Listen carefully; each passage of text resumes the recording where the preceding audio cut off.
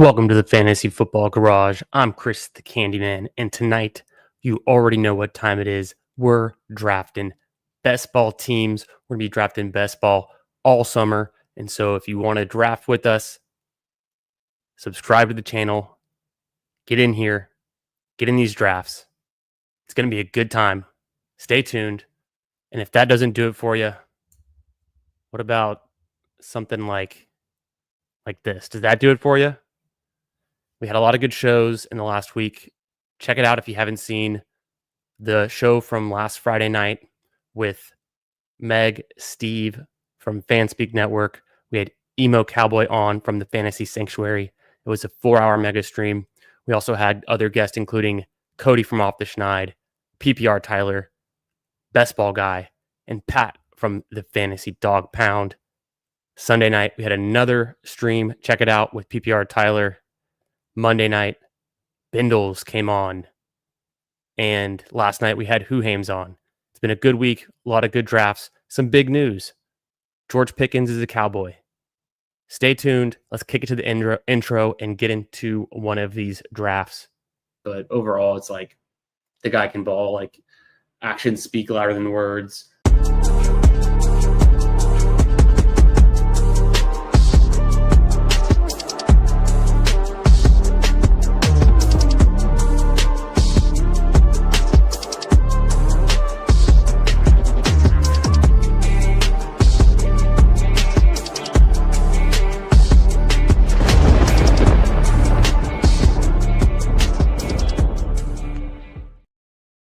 What up? What up? How's it going tonight?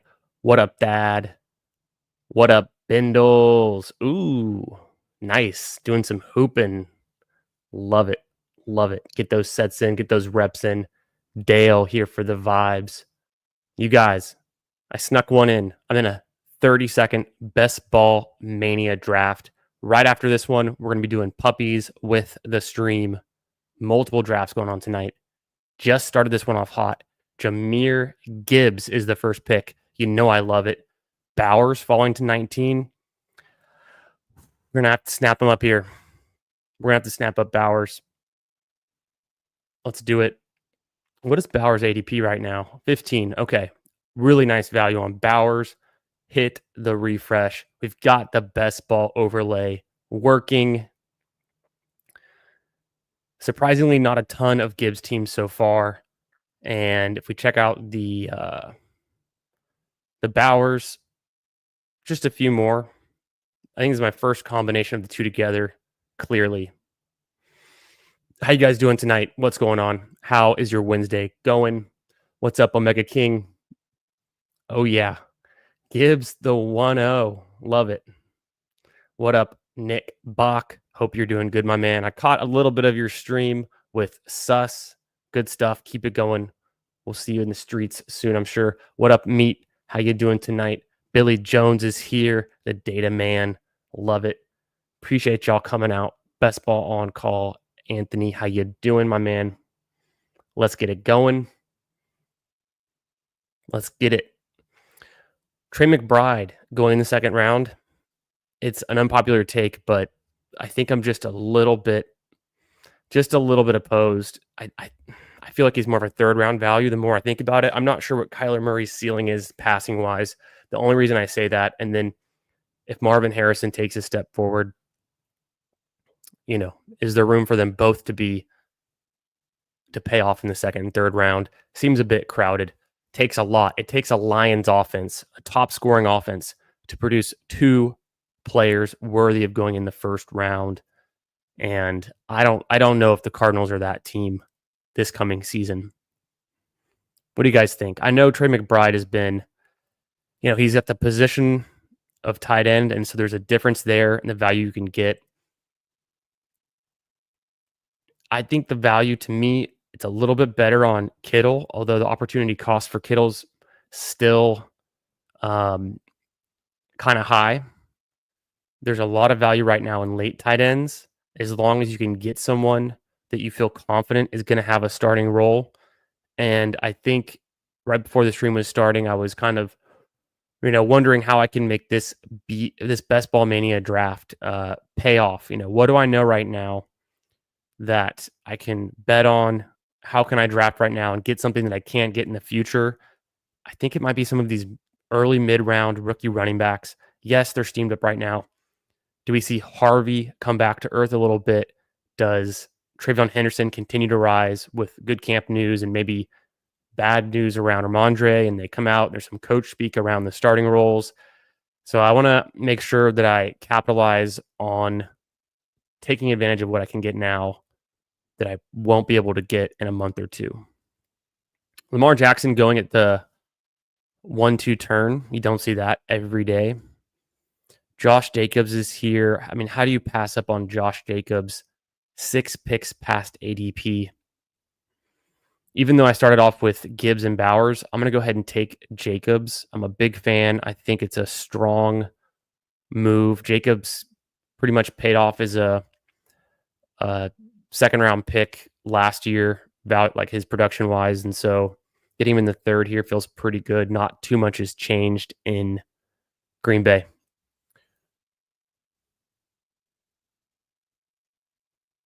Yeah, I've been liking Kittle. How you doing tonight, Green Bean? What's going on? This is a 30-second best ball mania. I snuck in right before the draft started.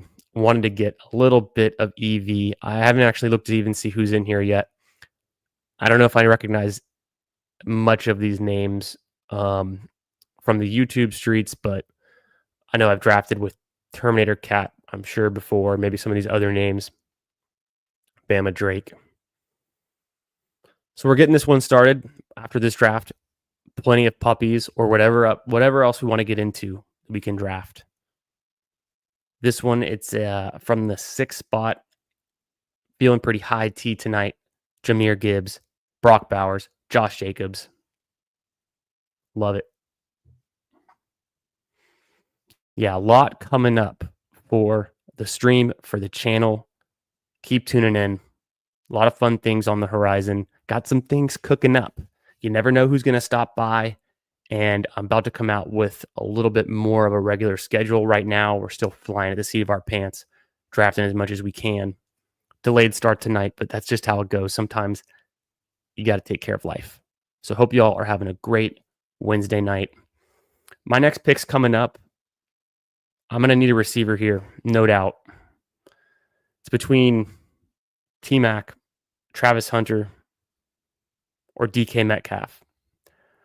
Now, I have DK Metcalf ranked 40th overall, but I don't want to get caught up in the news cycle, and just draft today and getting ahead of, it's kind of that recency bias, right? You hear something in the news and then you want to snap react and draft that way. It'd be nice to get DK Metcalf on this team. I think his value is going to continue to rise, and I'm high on DK. Already had been before the trade news. Still, people are thinking about Pickens. They're thinking about DK right now. They're excited about him. Let's focus on some other players that maybe people aren't so excited about. We've already made a bet on the Lions and the Raiders and the Packers. Now we get T-Mac as the wide receiver 1 for this team. Could have gone J-Mo there. I thought about it. I've got Jameson Williams ranked just behind the 3 that I mentioned. Yeah, Nick Bach, I'm in the Discord. I don't have my own Discord, but I'm in the Discords under Chris the Candyman. So you'll see me in there. Mostly hanging around the Pound Discord. I like the Spike Week Discord. I like pretty much everyone's, you name it.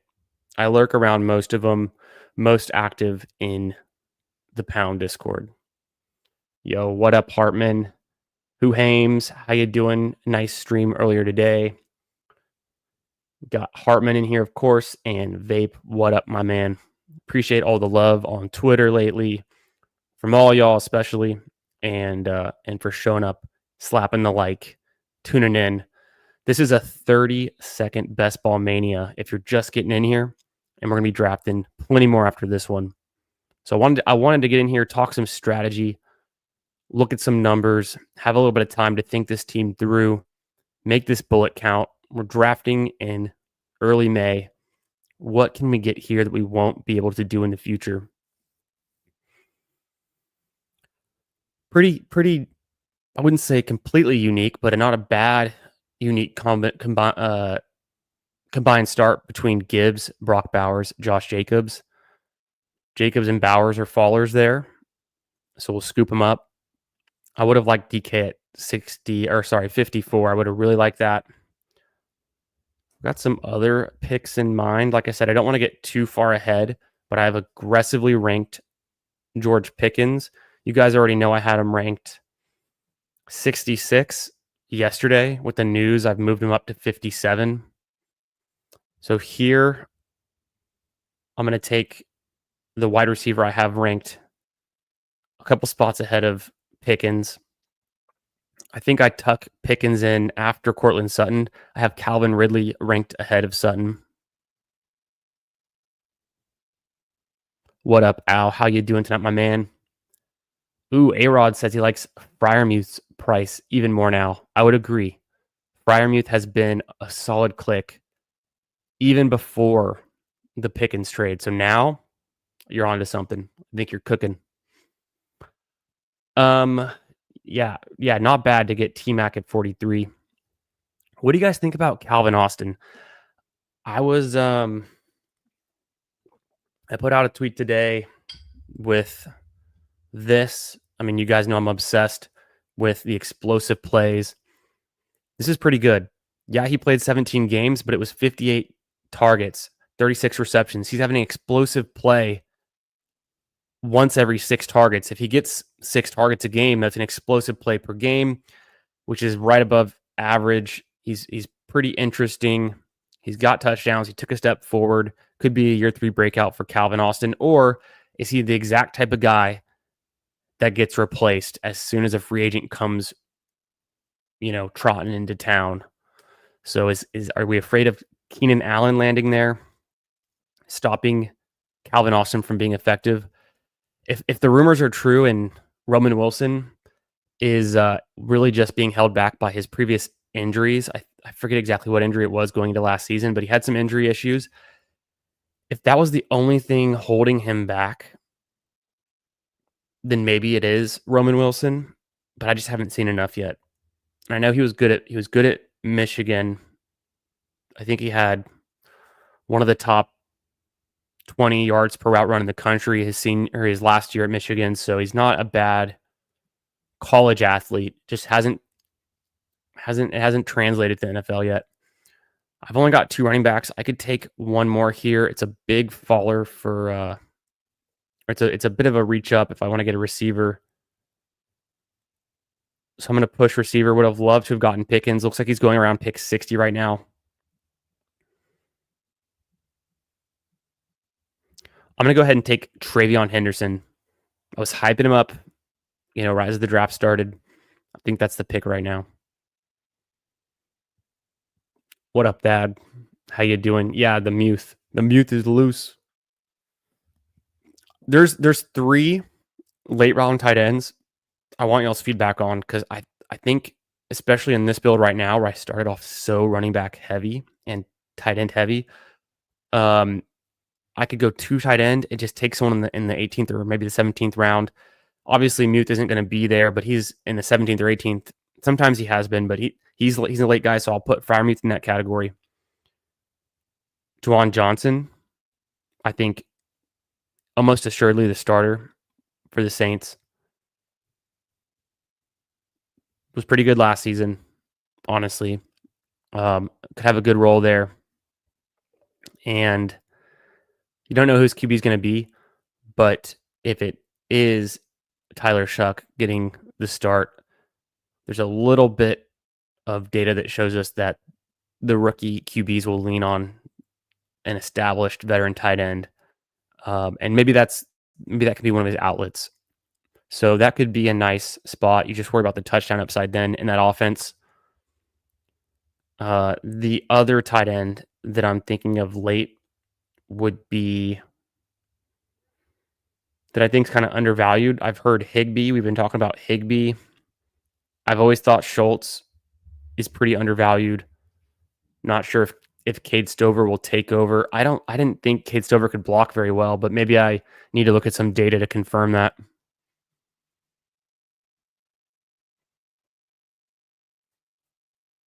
Yeah. Yeah, I took Calvin Austin in the 18th round of a Best Ball Mania recently before the news. So I'm thinking about it. No, no trivia to do today. I guess I fell off. I didn't put out one today, but we'll do plenty of questions along the way. This is a slow 30-second clock in this Best Ball Mania. Plenty of time. We can cook up some questions. Is he explosive? We'll get into it. We can look at so far. We can look at Calvin Ridley. I mean, you already know Jahmyr Gibbs is the most explosive running back per touch, or was it number two?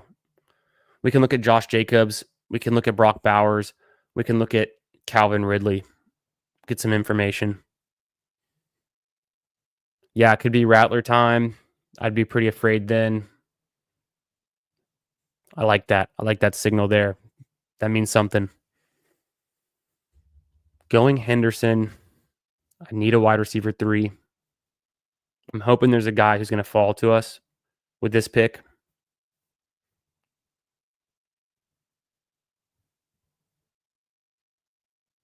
Okay. So it's either Steph Diggs or Brandon Ayuk. I've got Diggs ranked number 80 overall. I've got Ayuk at 85.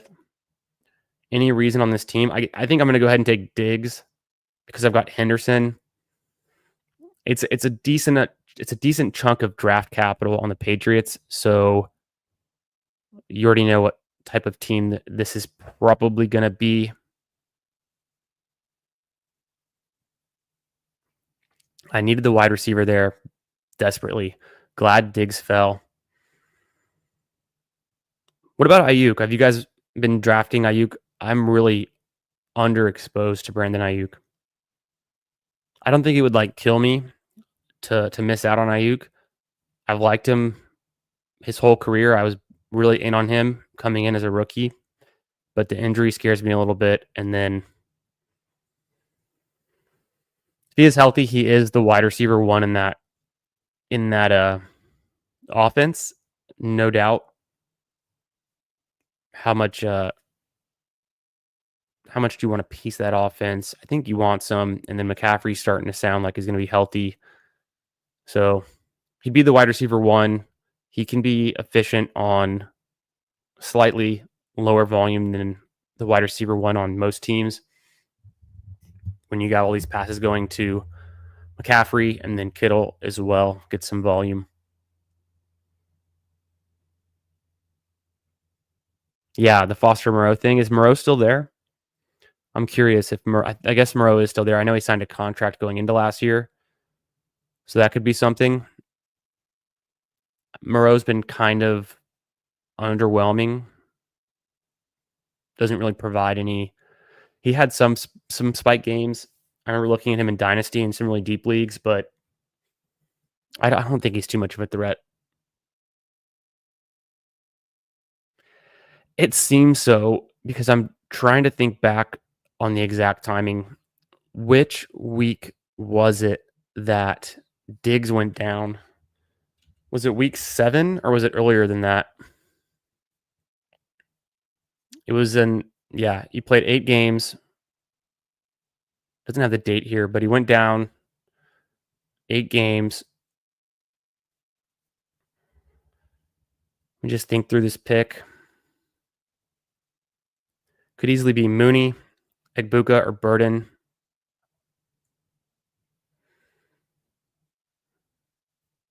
I've got a lot of Egbuka. I've got a lot of Burden. I'm just going to change it up and get some more Mooney, who I have a little bit less of. Still a good price range.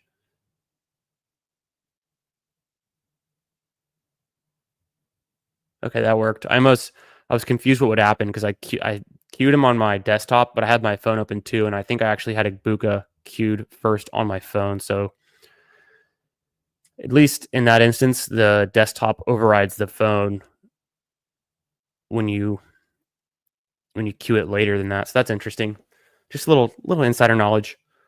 How we all doing tonight, Wednesday? What are you guys looking forward to this weekend?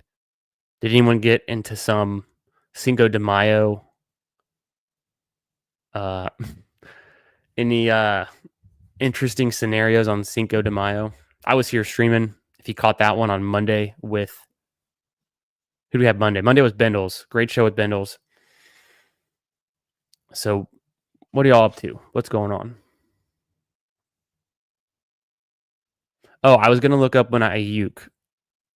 So, besides the fact that, yeah, Diggs wasn't looking like his normal self. He had a couple good games, right? Let's look at Ayuk. Brandon Ayuk. I know his was later in the season. No, it was about the same time, right? Who am I thinking of that was later in the season then? Very similar. Very similar results. He didn't have any touchdowns. He was on a slower start and got injured. It's all coming back. Who would have been the later season ACL?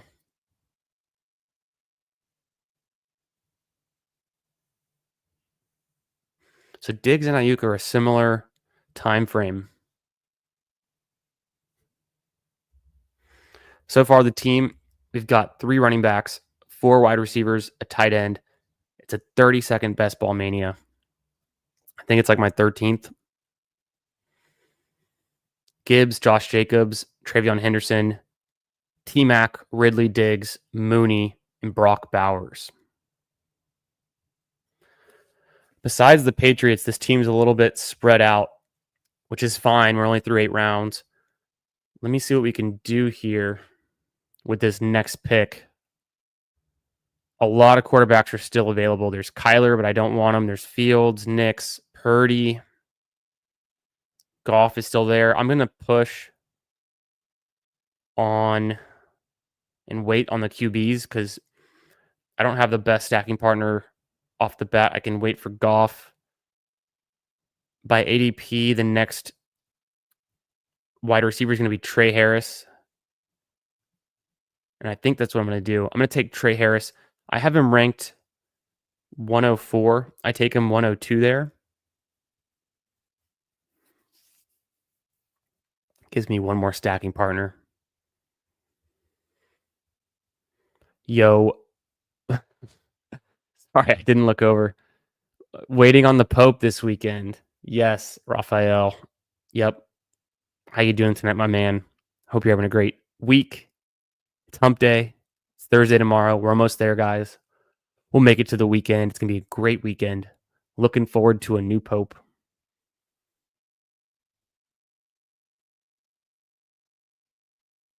Yeah, Rattler, he got his head rattled when he was at OU. He did. I'm gonna Google something. Did Spencer Rattler beat Texas at OU in football? I thought I don't think so, right? Or was that the Yeah, no, he did. That was 2020. It's a bad year.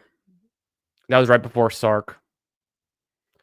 And then 2021 is when I was thinking of.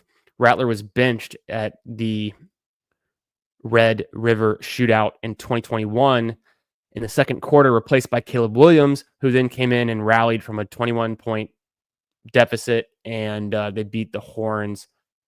Marvin Mims was in that game. Caleb Williams, playing for OU as quarterback. I think he was a sophomore that year.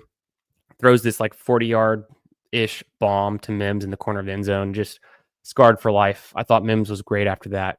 I don't think Marvin Mims is so great anymore, at least in the NFL. He hasn't, he was a guy you kind of needed or could have needed in the best ball playoffs, but I just don't think, I think Mims is way overpriced right here, especially with them drafting Pat Bryant.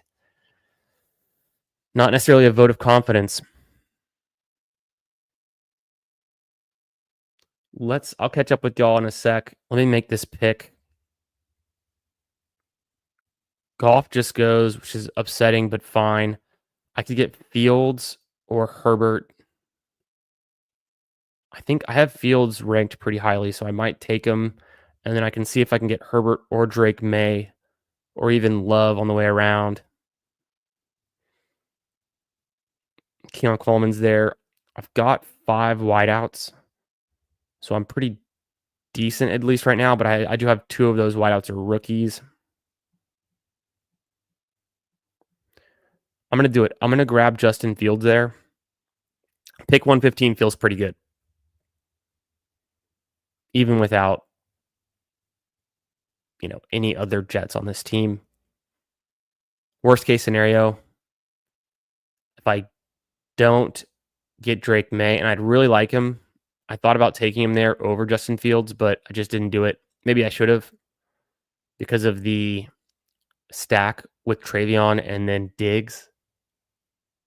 Maybe he comes back, though. We'll see. People will take Drake May unstacked and then try to backstack him.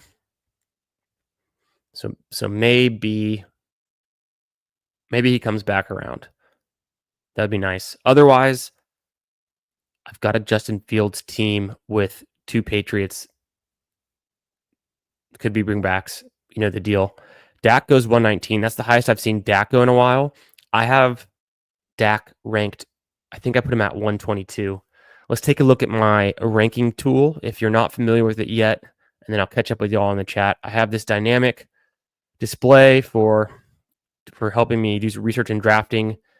And then here, if I put in a player, I can figure out where I have him ranked and what his ADP is. And the ADP is out of date. I have to put it in like this. Dak. I've got Dak ranked at 114. His ADP as of Monday was 133. I'm on the clock. Drake May's there. Easy click. This one's going nice. What is that? How much value? That's only a 5-pick slide on May.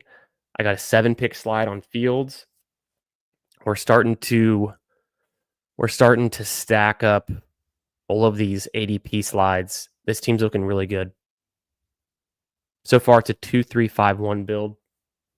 Let me catch up with y'all.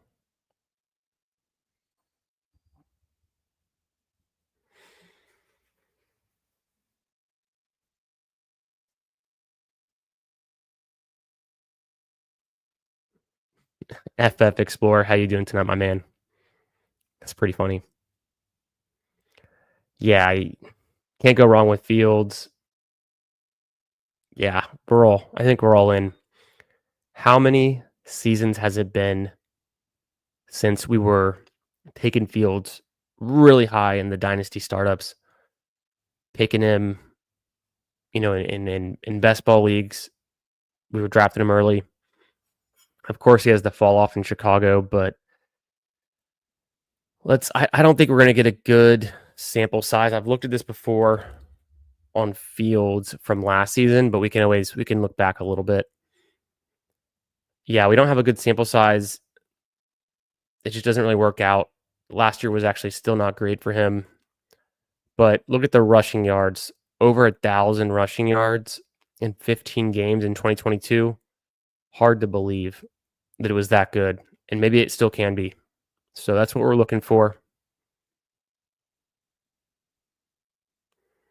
Let me get a refresh here. See if this helps.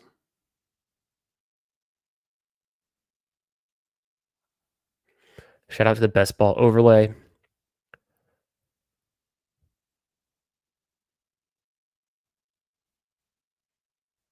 He's not going to be there. We're not going to get this big of a slide. I'm going to go ahead and keep it on the board. We're not going to get that lucky. Plus, it's time to go back to running back. It's been a while. We took a break. We haven't taken a running back. See, Kyle Williams goes 136. That's the latest I've seen him go in a while, but this range is good for Spears. Michael Penix goes. Could be Spears. I've got a lot of Rachaad White. Noel was there. I think I can wait on Noel. Garindo's there. I'm going to highlight a few, but go ahead and take Spears right about ADP. I've got him ranked 131 overall. Let me show y'all something I thought was interesting on Spears. It was more about his game log from last season. I don't remember particularly. He's an explosive receiver, very much so. And this is ranked among the other running backs, right? Number 5 overall. It was his game logs, but his rushing is pretty lackluster, I guess. Sorry for the brightness. It was this week 17. Was that the one I was looking at? I guess that was it. Oh, no, it was this one here. Week 15. Week 15, week 16. 27 points, 21 points. Perfect timing. I don't remember seeing Spears on a lot of finals teams that placed highly, though. Did y'all see Spears on some of those teams? If I feel like I didn't see him, but he had the result that could have done it for you. He could have been a guy you needed. Yeah, Hartman, I think partly they guaranteed him, at least, handshake guarantee that he wouldn't get benched, and that's why he decided to go to the Jets. I'm not sure who they would be benching him for necessarily.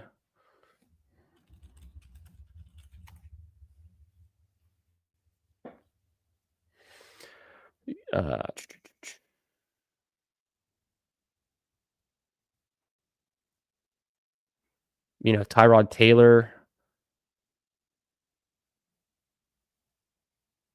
I don't know. Am I missing something there?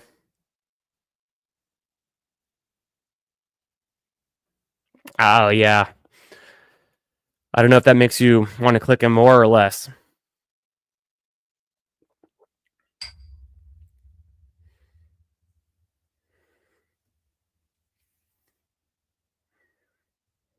Let's see what we got with his next pick. So Goddard has agreed to rework his contract. He's going to stay. Kincaid is still available. They're both big fallers here. I could take Kincaid. I could take Algier. I think on this team, I'm going to take Algier over Kincaid.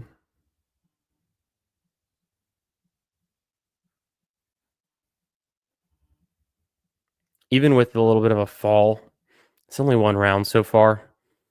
I want to get my my running back room. I want to keep it strong. I already have Mooney on this team, so it's not bad either. So 2-5-5-1 through 13 rounds. Fields in May. There might be a way to stack Fields. I think it's coming up soon. And we got the double stack with May if you include Henderson. Looking pretty good. Might need some more wide receivers sooner than later. I think we're good at running back now. I could stop at 5. Honestly, that might be the way to do it. But I felt like I didn't have to take tight end there. And the wide receivers, this is not an area I like. So I'm going to let others take these tight ends. I'll get one later. I've already got Brock Bowers. Let me scoop up Tyler Algier, who I think round 13 is a very nice pick.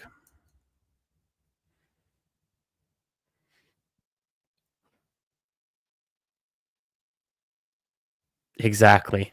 Yeah. Insider intel, no doubt.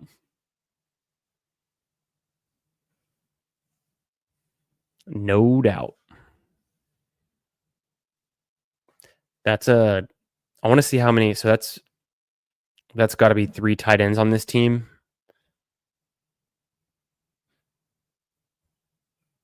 Yeah. Takes 3 late. What did the Lamar Jackson team end up doing? He got Mark Andrews, so takes ETN, takes Tank Bigsby. Someone's got to be in your rooms to take the names you're never going to draft. For me, that's ETN and Bigsby on the same team. I can't think of something worse than that in 2025. When I see them drafting Tootin and LaKent Allen, I mean, that's pretty damning for those 2 running backs that were already on the roster. Pretty damning right there. Round 14, it could be Hunter Henry. Mason Taylor. I feel like in this room, Mason Taylor is going to be available. I need wide receiver. Palmer seems like a decent bet.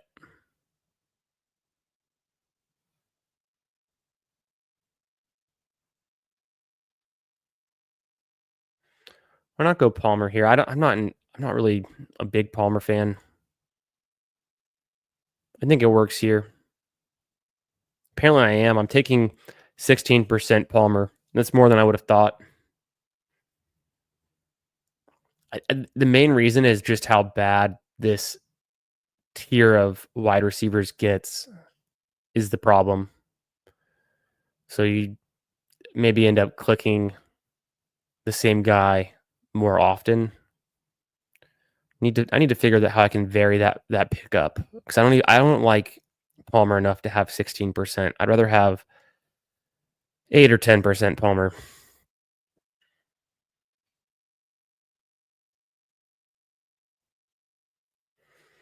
Yeah, let's see what we can do. There's plenty of tight ends. I can keep pushing it just a little bit. I need the wide receiver depth. So the 2-5-6-1 build so far. I'm good with stopping with these two QBs as well. So it could be a 2-7-7-2 build. In which case I can take a few more running backs, although I feel like I'm good enough to stop at 5. Maybe I take another quarterback, but who would that be then?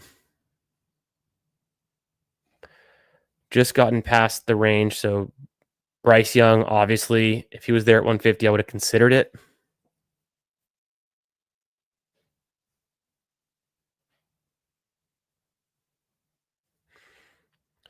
This is going to be pick 174. This feels very nice. Like we were saying, Muth is there. He goes snap pick right after I take Mason Taylor, but Muth is a good pick there.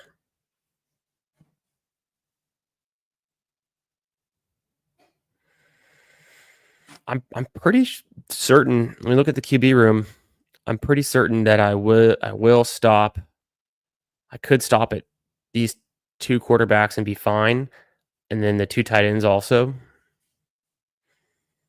Where did Geno just go? Because that was my only other connection that I might have wanted to get late. Geno Smith. Yeah, there it is. I would have had to take him over Josh Palmer, sacrifice a little bit of the wide receiver depth. Now that I think about it, this could be a 2-6-8-2 build. I think it almost certainly will be. We'll just take whatever value we can get in the next 3 rounds at wideout and running back. Finished out strong. I don't think there's enough here for me to take another QB. With my current build, I don't have any Seahawks, Colts, or Giants, or Saints, and that's about the end of the rope.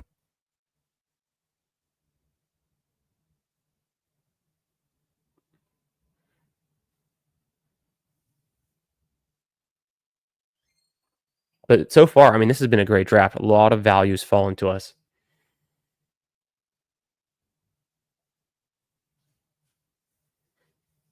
Yeah, not bad. There's some fear about what these Steelers are going to be doing. Sounds like they're starting to sell off some young assets, which I guess they don't want to pay Pickens. They brought in DK, so it's a little bit mixed signals, but maybe they got DK for a nice deal.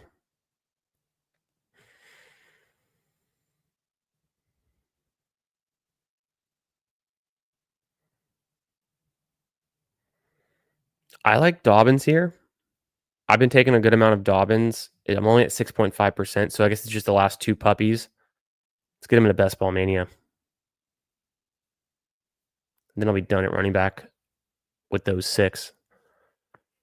Favorite Dobbins landing spots. We talked about this, I think, each of the last 2 nights. It felt like we've been talking about it a lot. Tyler came by, and he was throwing out a list of Dallas, KC, Chicago, Cincinnati. All of those would be pretty nice. Maybe not Chicago. Although it'd be bad for Swift if Dobbins was in Chicago, no doubt. Maybe still good for Dobbins. I don't know. It might just be a split backfield at that point. Yeah, coming on late with the Freiermuth. I think it's a really good pick right now.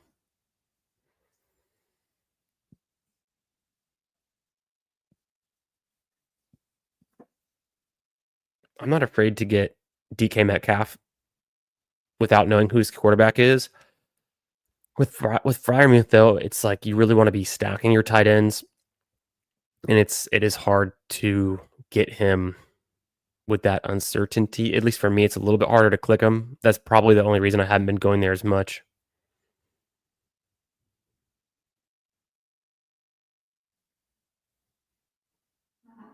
Yeah, I love it when the drafter in the 12 spots, he's taken Hopkins that I would never would have clicked.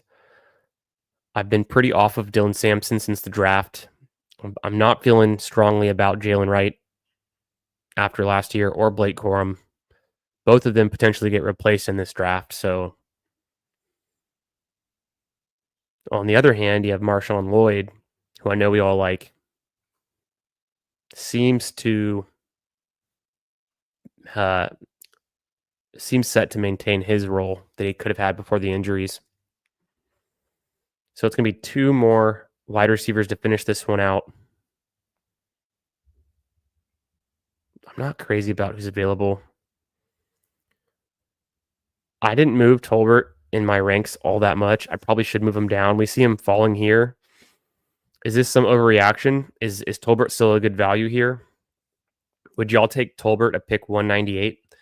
ADP was 162. We have no idea where he's going to settle. I might just hold off to the last round.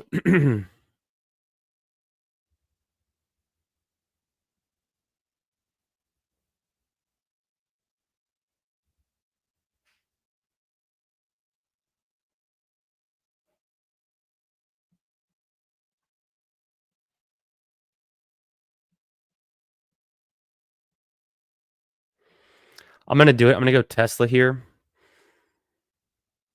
I did take Gibbs with my first pick. So let's get another Lion. I think starting about round 15, all of the wide receivers from 15, 18 plus to me are in the same tier. I think I have them like tier 9 is what I call it. The Cowboys still would be prime for Dobbins. No doubt about that.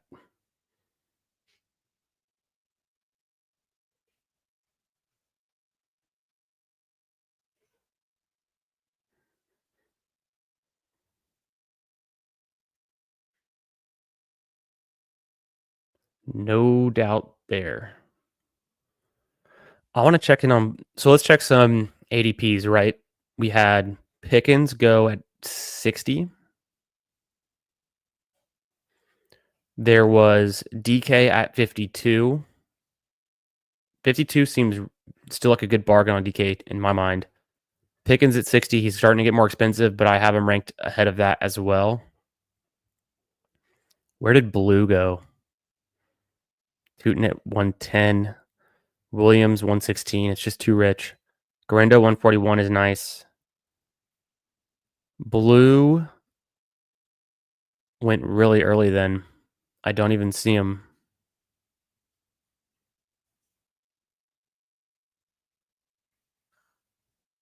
Oh, yep. 122. Pretty early.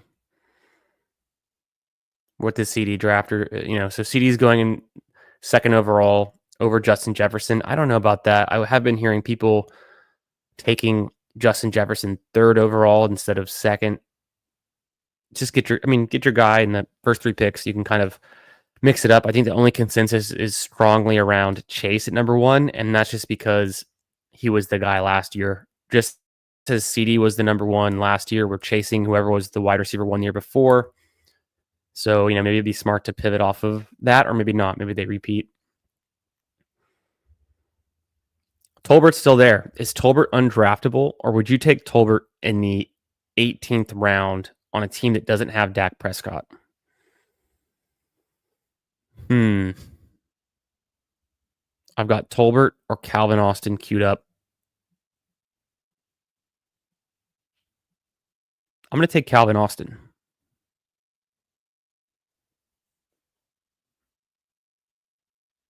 I think it's kind of a toss-up. We're going to see Tolbert go undrafted in this one now. Maybe that's right. Maybe he had his career year. Another pick, I really like it in the 18th round. Tutu Atwell feels like a good pick. Very similar bet to Calvin Austin. Maybe a similar player. I don't know for sure. I think of Tutu being more of a deep threat sideline guy. And then I don't know if Calvin is that role. We can look up some Calvin stats. I feel like I can't recall what his role is exactly. Parker Washington is interesting off the back of the news that Gabe Davis is out of Jacksonville. Same thing with Dyami Brown. I probably like Parker Washington more. I had bags of Parker Washington during the big board, so anything helps. Devontae Walker, that is not a name I thought I would see drafted in 2025. And then Josh Wiley is pretty out there too. So I'm really glad I got in on this Best Ball Mania room. A lot of picks I want to make. I got a team I think I like a lot. Let's review it real quick, and then we'll get into another draft. It's 2682. Would you stop with just Fields and May? I think it's strong enough. There's a lot of rushing upside with these two, so I've got a high floor potentially. And then, sky's the limit on what they can do in their new offenses. Well, new offense for Fields. Year 2 step for May. His first time being the full-time starter. I think it's looking good. And apparently I've been drafting a lot of these 2 quarterbacks. Look at my exposure, 16%, 19%. On the running back side, 2 in the first 3 rounds, and then took Henderson. Waited a while, came back at Spears, Algier, Dobbins. Not a bad value. You get 5 picks on Josh Jacobs and about 7 picks on Henderson. Let's just do a quick little kind of some research on what that means. So to fall 5 picks from 25 to 30 in terms of draft capital, let's look at that one. 25 to 30. How much draft capital is that? So we'll go here. We can look at this reference. Sorry for the blinding light. This is taken from the Best Ball Manifesto, ETR, and Michael Leone's work. Classic seminal piece. Everyone should have read it before getting into any drafting season. But if you haven't seen it, this is the ADP draft capital curve. And it's one of those things we've talked about. I know Billy Jones has talked about this with Pat over the weekend in their stream, talking about draft capital. There is a certain point when you get to after round 9 that it really starts to flatten out, especially after round 12. Round 13 on it's pretty much all the same picks. It's kind of we've been saying. But look how much steeper it is up at the top. If we go to pick 25, that's worth 78.7% of a Jamar Chase, who goes at the 101. And in this range, you're losing about 1.2 points of draft capital per pick, or about 1% of draft capital.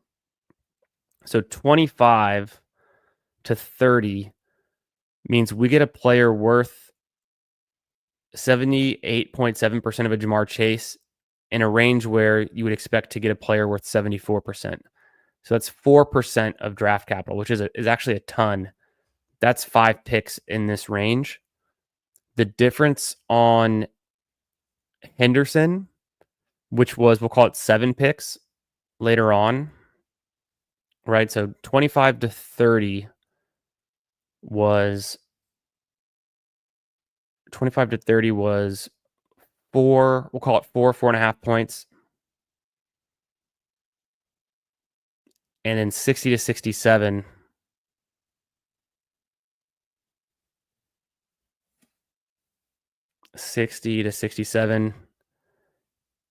is also, it's worth about,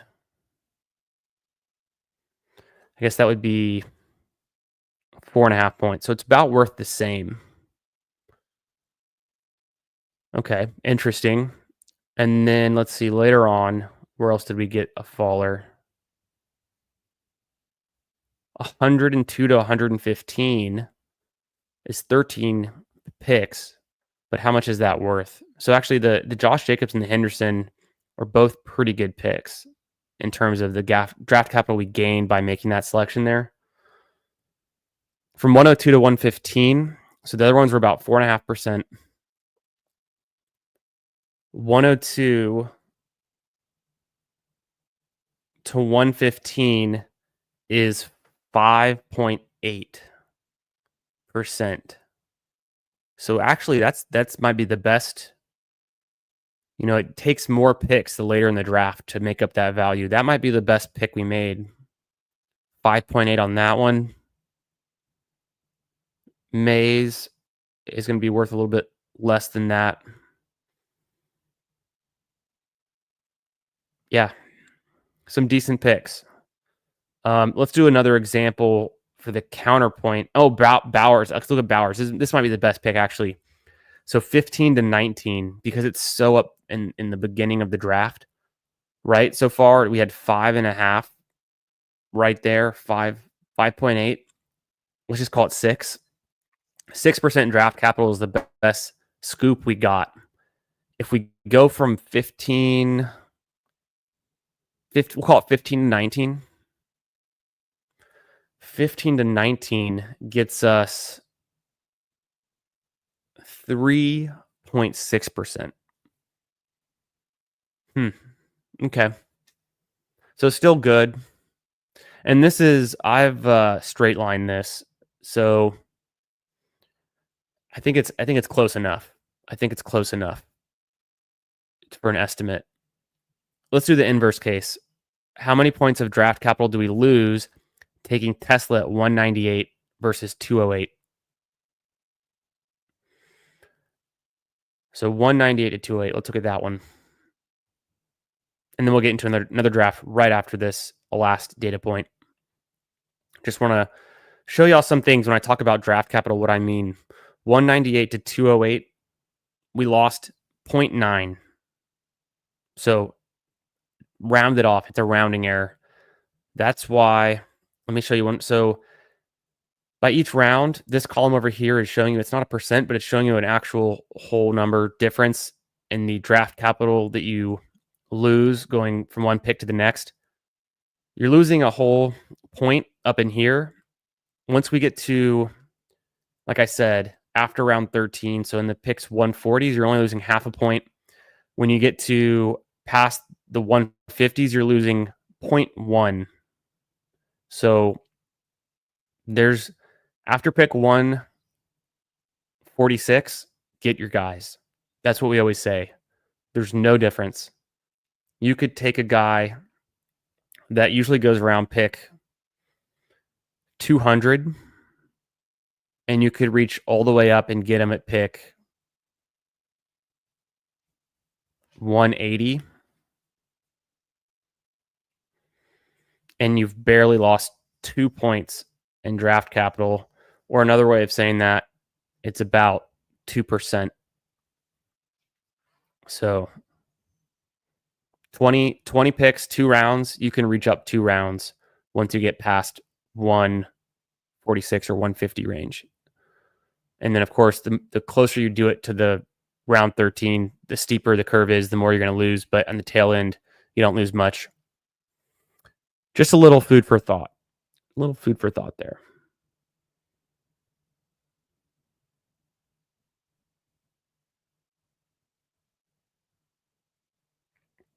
Yeah, that's interesting. So I'm using it relative to where they are now. That's a great point, Hartman. This is right.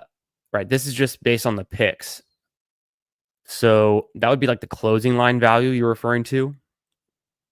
If and you could always recalculate it later. So if Jacob's ADP is 25, I get him at 30, but his closing line is 32. In reality, I do end up losing 1.5% by taking him at 30, which looks good today, ends up being bad in the future. So there is still the future cost we have to consider. That's why you always want to be drafting players that you expect to be moving up the board. As players move up the board, you continue to draft them up the board. It's kind of like stocks. You want to buy stocks on the way up. They keep going up. You don't want to buy them on the way down, and they keep going down. If you think you can call the bottom, you're looking at a crystal ball. But as long as they're still going up, there's a chance, it can continue, and then you kind of feel out the ceiling, test it. But yeah, it's a great point. And then the other thing I'll say is what I do is I bring this in. And this whole model, all of this data in this, it's just a Google sheet, but I built it out. I build models professionally in my day job. So I put this together for y'all. And if you're a YouTube subscriber, you DM me on Twitter. I'll share a copy of this with you. You can use it for yourself. There's only a few inputs. I input the ADP. So this is ADP as of Monday, May 5th. It then automatically shows, from Underdog's data, the positional rankings for the players at the ADP. I have calculations for what round they go in. I then bring in the draft capital based on the pick that they are. I have an automatic tiering list that tiers the players based on their ADP. And then I rank them, my own rank, and this is sorted by my own rank, which I'd also share with you in this document. You could put your ranks in here too. And then I have my tiers and then tier delta. So for instance, I have Rashee Rice as a tier 2 wide receiver. Based on his current ADP, he's a tier 3 wide receiver. And the tier breaks are based on draft capital breaks. And so it's set up automatically. About every 15 points in draft capital is a tier break. Across each position has their own tiers, right? And then this little thing I built over here, this is just the board, right? All of the picks on the board. I have a drop down here. We can look at any player. Let's look at AJ Brown. I have him ranked 15. His ADP is 17. This is the inverse of that. If we look at who I have ranked 17, I have Drake London ranked 17. His ADP is 16. So you can look up where we expect players to be. And the reason I built this out is because I wanted to see if I put in Dak Prescott, I was trying to predict where I should put him on the board. Dak Prescott's ADP is 133, which means on average he's going on the right side of the board. We just saw him go at pick. I think it was 119, or was it 122? I think it was 119. So now he's going on the left side of the board. I rank him at 114. I kind of have him in this range, but I think he's going to get tethered to CeeDee Lamb, who goes between between picks anywhere from 2 to 5 or 6 at the latest. So I think Dak's going to get tethered to the left side of the board in this range. His ADP was 133 earlier this week, but if you have CD, you probably try to take him at 122, and then people who would pass on him, that's when you would see Dak start to fall a bit into this range. I'm still surprised Dak's ADP was 133. I had him ranked 124 or 5 before the right in here, right before the news. So now I have him ranked a bit ahead of that. How long did it take you to make this? I made this in about, I think, 3 hours. So I put it together pretty quick, and I worked on it probably another 15 or 20 minutes today. So this is the tiering. This is the ranks. This is when you update. So you insert the ADPs here, and then you mark what date it is. That's what I did. So this ADP is only 2 days old, and it's changed a lot somehow. I didn't think it would change so much until the schedule came out. I was kind of hoping to update this once a week. I might have to update it twice a week at this rate. I've got all these other fields that calculate off of just purely downloading the CSV from Underdog. And then the first one, this is a view where you can toggle through teams and look at the players. I like to look at the Vikings. So I'm fading Jordan Addison. I have him ranked 70. His ADP was 59. I have him in my tier 5 wide receiver by Draft Capital. He's a tier 4 wide receiver. That's called a fade. And then a premium is Jordan Mason. I have him in running back tier 5 by Draft Capital. He's tier 6. I have him ranked 100 overall. His ADP is 109. I think he's going to continue to rise. He might even flip Aaron Jones. Could happen. I think it could definitely happen this season before the games start. So then that's the team tool, and then we have the team comp tool. Yeah, Loki Fire, appreciate that. Shoot me a message on Twitter. You know, I already know y'all are subscribers. A lot of y'all are.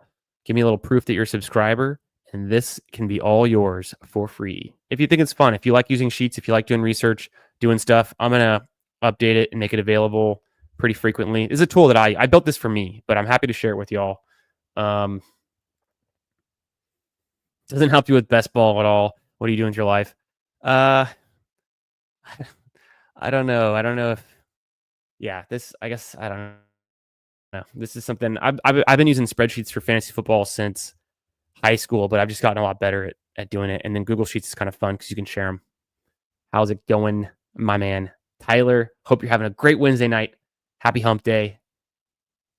You know what I mean? And hope you're looking forward to a great weekend. Hope you got something good going on this weekend to look forward to. I'm looking forward to this weekend seeing some friends on Saturday. Have some family coming in also on Saturday. So probably no stream Saturday night. But other than that, things are looking good. Got something in the works for Sunday. So be on the lookout for an announcement coming out across, the newswire. Going to be streaming with someone on Sunday. I think we're going to simulcast it onto both channels. So that'll be fun. We'll announce that one soon. And then appreciate that. And then another big announcement coming out soon. Can't spoil too much now, but some more big news coming out soon. Going to be making a regularly scheduled and very specifically agended show, looking for Monday nights, I think. So it could be coming up as soon as this coming Monday night. The first episode of this show. It's going to be a collaboration. We're putting something together. We're working on the marketing materials right now. We're putting together a theme song. It's all coming together. Stay tuned. Make sure you're subbed. If you're new, join the community. Get in the circle of trust. A lot of sharp guys in this chat. They can help you with your dynasty questions, your best ball questions, and just talk ball. We're going to have a good time. We're going to learn a lot this summer. Last thing I'll say about this tool, you can bring two teams onto one page. And this helps you when you want to plan out your stacks because let's do a better example. Not the Steelers. Let's do the Lions and the Falcons. How could you stack the Lions and the Falcons? Well, column H shows us X round, which means conflicts of round. So you're never going to get a team, and it's more applicable to the higher draft capital. Later on, if you have two players that both go in round 16, one falls, you can take one early, you can figure it out. But in this case, you're never going to get Jahmyr Gibbs and Amon-Ra on the same team. Maybe 1 in 1,000 or less. I don't even know. But they both go in the first round. You can't get them, so it's highlighted. The second team here, though, also has a player in the first round, Bijan, so he's highlighted. So you're never going to get Bijan with Amon-Ra or Gibbs. So that's what this is helping you understand. If we look at the 6th round, Laporta and Montgomery both go in the 6th round. By the 6th round, you might get lucky and one falls to the 7th, which would be maybe Montgomery. And then this shows in round 13, you have Algier and Pitts both going. So you shouldn't plan on necessarily getting both of them, although with Algier's ADP, it's a little bit off of Pitts. Maybe you get lucky. Again, we have my tiers. who I'm fading, who I'm putting a premium on. It's just a little fun way to plan out your stacks ahead of time. I probably don't use this as much when I'm live drafting on the 30 seconds. If you're doing slow drafts, it could be super helpful. I'm not doing any slow drafts on purpose this season. I'm just avoiding them until I have to. Maybe before I go on vacation or something or go out of the country, I'd start up some slows, but planning to do mostly fasts as long as I can help it. Nice. How do I get the tool? Great question, Lalsimo. You can get this tool by DMing me on Twitter with a screenshot or just something that shows that you're subscribed to the YouTube channel, the Fantasy Football Garage. Follow me on Twitter at FFB Garage. And if you don't have Twitter, we can figure something else out. You can let me know. I don't think I have it linked anywhere, but you could send an email. And if you don't have Twitter, and I don't check this email, so don't send something there unless you explicitly don't have Twitter. fantasyfootballgarage@gmail.com is the official Gmail for practically nothing. I don't check it. So, but that if you're really off Twitter, then that would work too. Just any kind of proof that you're subscribed to the channel, and I will share this with you. I will also be updating it at least once a week with new ADPs, and then I'm updating my ranks pretty much every day because anytime news breaks, I pop in here to my tiers. I figure out what's going on. I move players around. I moved DK today. Let's see where I have DK 40th overall. I think I previously had him around 46 or 7. And then I moved Pickens to 57. Crikey. And I previously had him at 66. So it's only been 2 days since I pulled this ADP, and it's already outdated. Pickens is not a stealer anymore, so that's going to change next time I update the ADP. But yeah, happy to share this with y'all and appreciate that. Appreciate all the shouts out. Nice. Yeah. I'm a lurk. I'm a big Discord lurker, Nick. I probably spend more time on Twitter these days, but I enjoy seeing what's going on with the boys in the Discord when I can catch up. Let's get into another one. What do you guys think? And then let me check. I want to check the poll that I put out on. I have to go over to the YouTube real quick.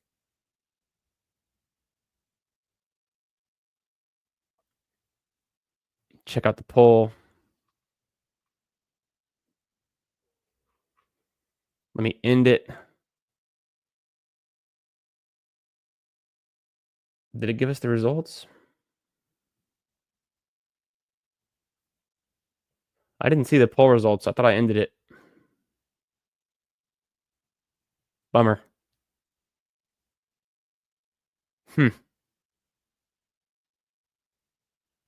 No idea. Did y'all see the poll results? Are they in the chat? Let me go back to StreamYard. That was YouTube.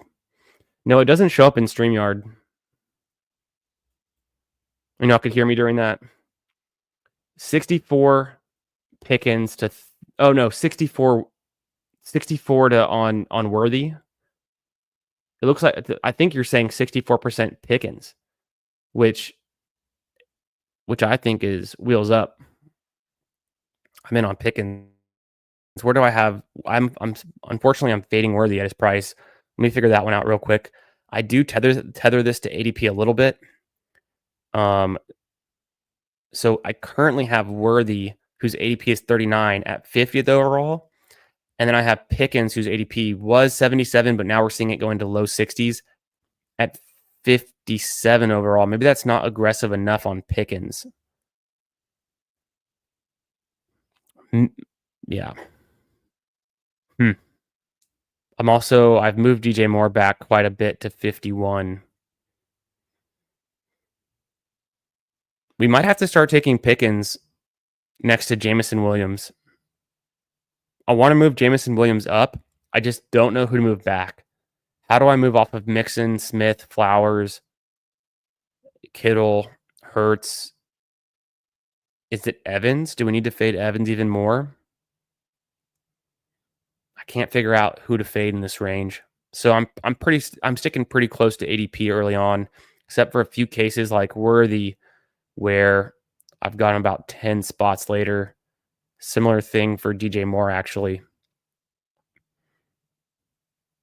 Just my gut feeling.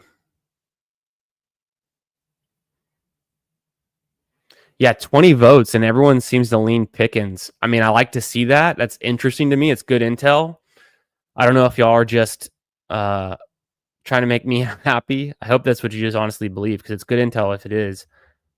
I might start doing that. Maybe we'll start putting out 2 players in the poll that I think might flip, and we can get a pulse of the chat, going forward. That's kind of a fun idea. So help me remember to do that. Other than playing Is He Explosive, we can play, which player would you rather take? And we're not going to pick ones that are close in ADP. We're going to pick ones that are moving, that are controversial, that the news has come out about, because that's what keeps it fun. Nice. Appreciate that, Anthony. Yeah, I can't, for some reason I didn't see it in YouTube, and then I couldn't see it on StreamYard. Last thing I want to look at is Gibbs, and then we'll get into this next draft. I want a refresher on Gibbs and why I like him so much. Hyper efficient, could always get more volume. Tons of receiving work. Killing it in the points per game. He was the number 1 rushing explosive per play running back. Surprisingly 12 in receiving, so I guess he could even get better there. Number 3 in explosive plays among running backs. Number 2 overall. So first in rushing, 2 overall. Number 1 overall, because that's taking into account the rushing and the receiving. It was Saquon, wasn't it? I hope I didn't forget already.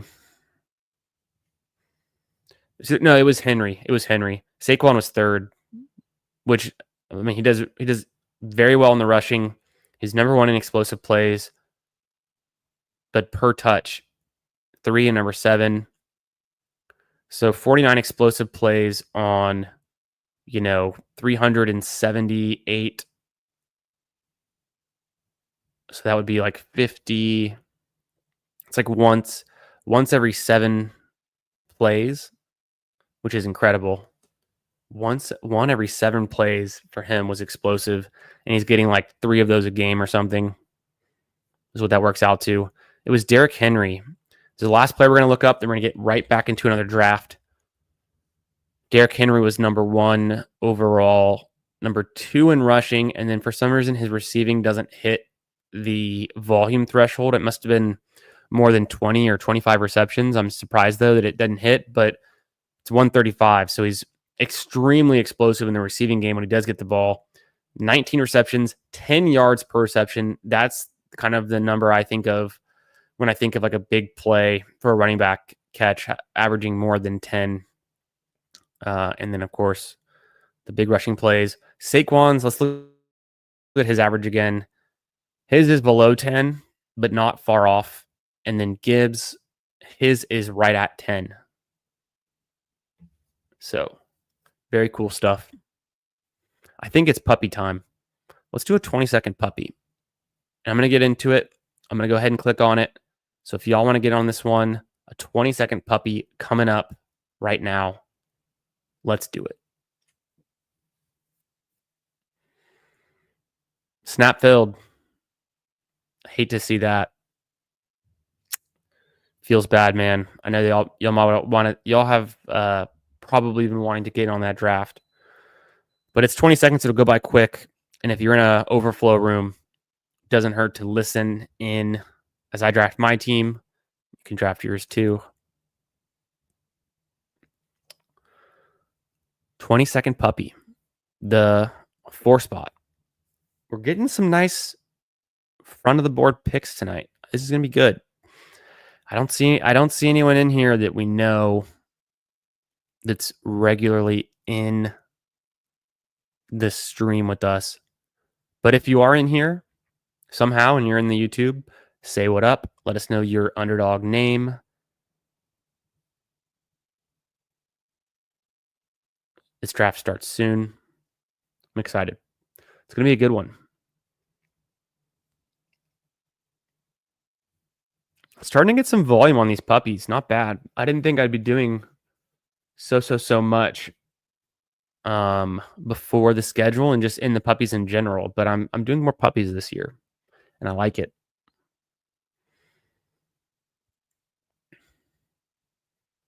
I think the puppy is entry level enough, but still a big enough tournament that you get some drafters who do puppies but don't do Best Ball Mania, but they still respect the ADP and they still try to use a little bit of the best ball strategies and game theories. I think it's when you get to a Schnauzer that you get people who might just not care as much. And so you see some wild things. But I think puppies are just fine. They don't really skew the ADP off of what people do in Best Ball Manias all that much. If anything, it's the volume drafters coming into puppies who also do a ton of Best Ball Manias, and they're looking for a puppy to get different for some reason. But in my mind, it's a very similar tournament. It's a little bit smaller. It's like a third the size of Best Ball Mania, but I don't think the game or the strategy changes all that much because of the slightly easier advance in the weeks to get out of week 15 and out of week 16. What's the final size on the puppy? I'm going to look it up real quick on my phone right here. The final size on the puppy is, and the puppy is 25.5% filled. Interesting. Let me look it up. Lobby.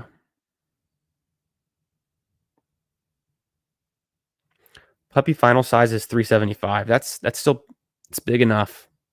It's big enough that you need a great team to beat 374 other teams. That takes a lot. Not easy to do. It was yeah,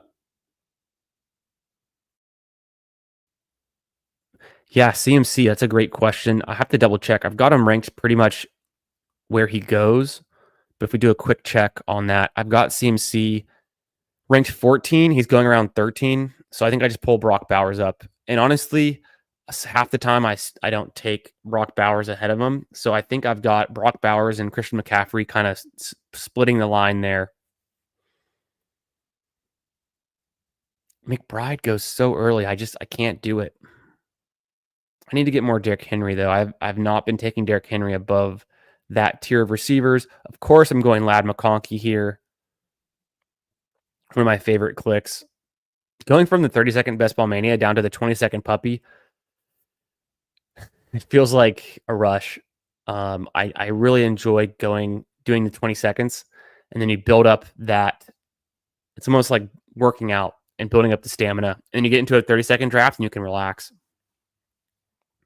But I've quickly adjusted to the 20-second clocks. I like it a lot. I don't know how much gradation they should put into it. I've heard people ask for 45-second clocks. I think it's a bad idea because you're splitting up, the number of people entering into the tournament. It makes it harder to fill certain things faster. So I like 20 and 30, I think is good for me. Hey, Steve, how you doing tonight, my man? Hope you're having a great Wednesday night. How are your drafts going lately? And then also check in. How's everyone's dynasty rookie drafts? How are they going? Those are still rolling. I've got one starting up, I think either this Saturday or Sunday, a slow dynasty rookie draft. It's only 3 rounds, this one. We have one, it's a 3-rounder, so a little bit more controlled than usual. You got to get your guy in that 3rd-round pick. And I have the 110, the 210, and the 310 out of 12 teams. I came in 3rd in this Dynasty League last year. I'm going to take Marvin Harrison. I almost thought about taking Chase Brown. I almost thought about taking Terry McLaurin. But let me just get Marvin Harrison and start off with a sick combo of 3 wideouts. Get my value at running back in the middle rounds. Another thing is, I look at my tiers. I have Marvin Harrison pretty far down, 27. I guess it's at ADP, tier 2 wide receiver for me. And then Chase Brown, I guess he's also a tier 2 running back, but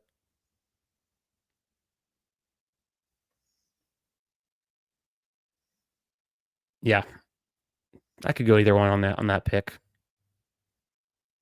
Coming back around here at 45 and 52.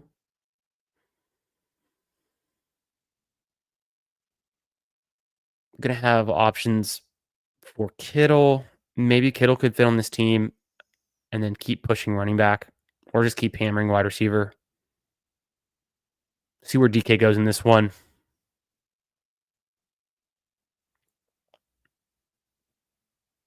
I also have Lamar ranked one spot ahead of Josh Allen, but I don't want to fade Josh Allen, so I'll take both. Doing good. Only do one fast today.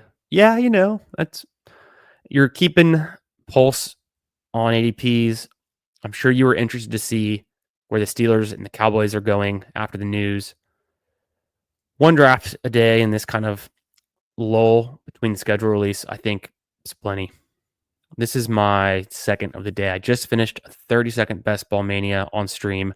This is a 20-second puppy. Unfortunately, it's snap filled, so I don't think anyone from the chat got in, but we'll probably do another one right after this, so stay tuned. This one's going to be wrapped up before you know it. Yeah, last one finished the other day. So I've finished one. I've got one coming up. The one that I have coming up, it's with Tom from the Fantasy Sanctuary. It's his dynasty, one of his dynasty leagues that I'm in. Who else is in that league? A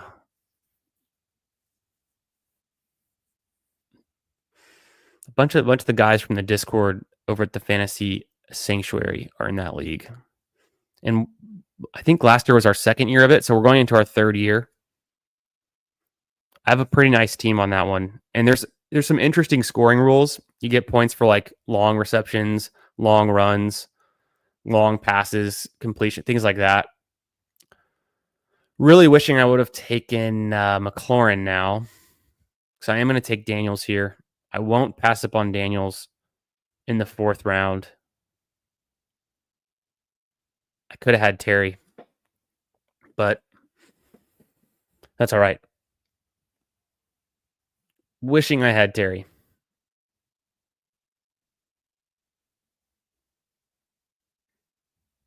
The touchdown upside from McLaurin last year with Daniels was just otherworldly. Something we'd never seen before for Terry in his career. He was always kind of a 5 to 7 touchdown guy. He puts up 13 in the regular season and 3 in the playoffs, so 16 touchdowns for him. I don't know if he can keep it up, but with Daniels there, it's like, how do you doubt the guy? We'll look more into that. Let's look at some game logs and let's look at Jaden Daniels after this. I was really hoping to get DK there. You already knew it. Mixon would have been a nice pick. Zay or Jameson, I like both of them. Let me get Jameson because I've got more Zay right now, and I like him pretty equally. I might like Zay a little bit more, but I think Jameson can have a similar spike week upside.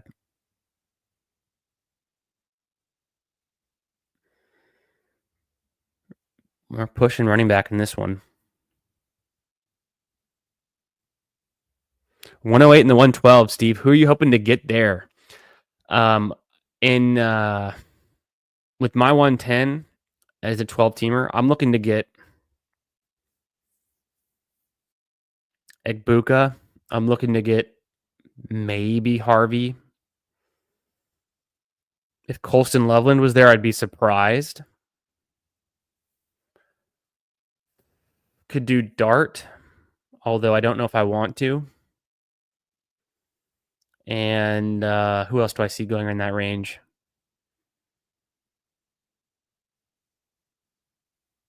I think that covers it. You could take Caleb.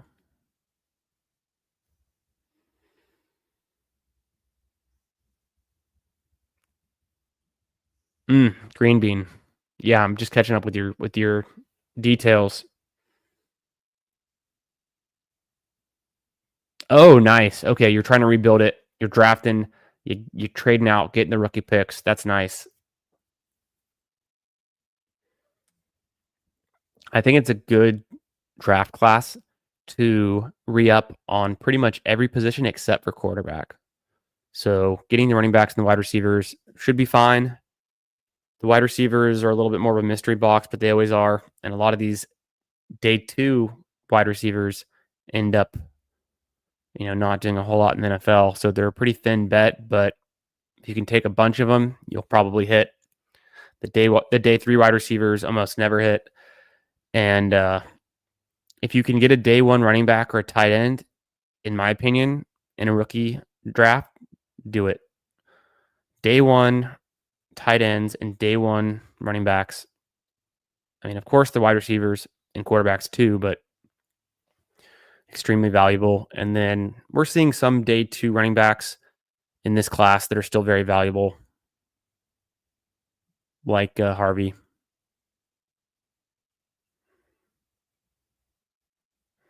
The only reason I might go Connor here is because I have Marvin Harrison, but I love Judkins.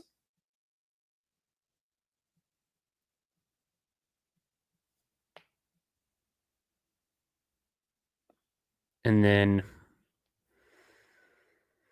I don't know. Do I want David Montgomery on a Jameson Williams team?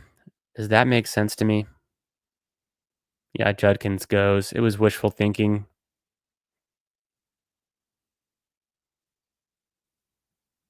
Receivers are looking good. We've pushed tight end and running back, but now we are, Laporta there would have stopped me from taking James Conner, so I probably wouldn't have done it. And then Kittle didn't make it back around, but I think I liked getting a receiver there anyways.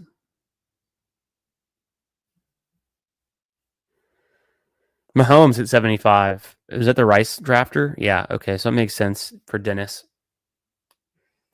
Montgomery's not there anywhere anyways. Pearsall at 71. I'm sorry, it's the worst pick in the round. Not to offend anyone, but just in my opinion. I'll take Golden at 76. I love that for me. The strong get stronger. The rich get richer. Matthew Golden, apparently I've only gotten him once so far, and it's a puppy. So I get him in another puppy, and feels great at pick 76. Wide receivers looking very strong. Could probably stop with 7, and I'm going to put the hold on them for now. I've got 5 through pick 76. Time to figure out running back and tight end. And then where did Deebo Samuel go? Let me look at the chat and we'll look at Deebo Samuel. 65. Probably wouldn't have taken him at 69, honestly. Doesn't really fit my team build that I'm going with. So it's going to be skinny stacked Jaden Daniels. I'll make it work later. We'll figure something out. Yeah. Oh, we were going to look at Terry, but I never did. Maybe we'll still do it. Yeah, I agree. Harvey or Caleb would be nice. I think so. And then the 112, you go Higgins, Harris, or Burden. I like that. I like that too. I was able to get Higgins at the 204 in a draft that finished up a week ago. And I was able to get, or about 5 days ago, I guess, whatever. I was able to get Scatabo at the 205, Tootin at the 211. So those felt nice. And then with the 305, who did I take there? I'd have to look, actually. I can look. I'll look real quick on my phone. Who did I get? Because I had a good draft. I got Travis Hunter at the 105. Higgins, like I said. Jaden Blue. I took Jaden Blue at the 305. Yeah, I knew it, but I gotta remind myself.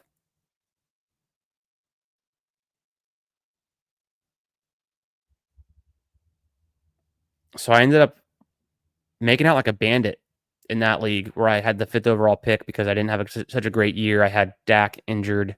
It's my main QB. So, but I get Hunter, Higgins, Scatabo, Tootin, Blue, and then I picked up on my taxi squad, Rashard Smith, LaQuint Allen. I already forgot, but I think I made out pretty nicely.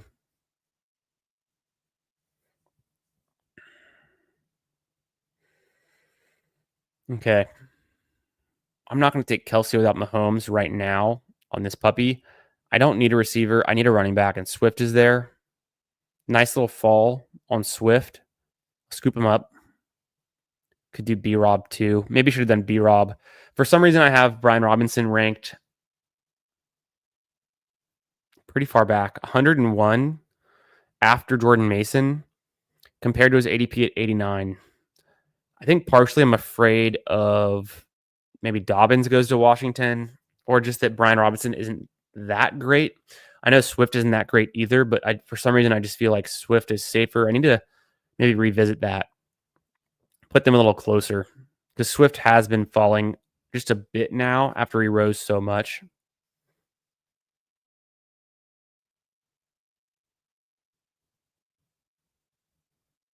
Ooh, Higgins. I might have taken Higgins there, but I don't need a receiver. I'm going to go running back. I don't think tight end makes sense for me here. Definitely not quarterback.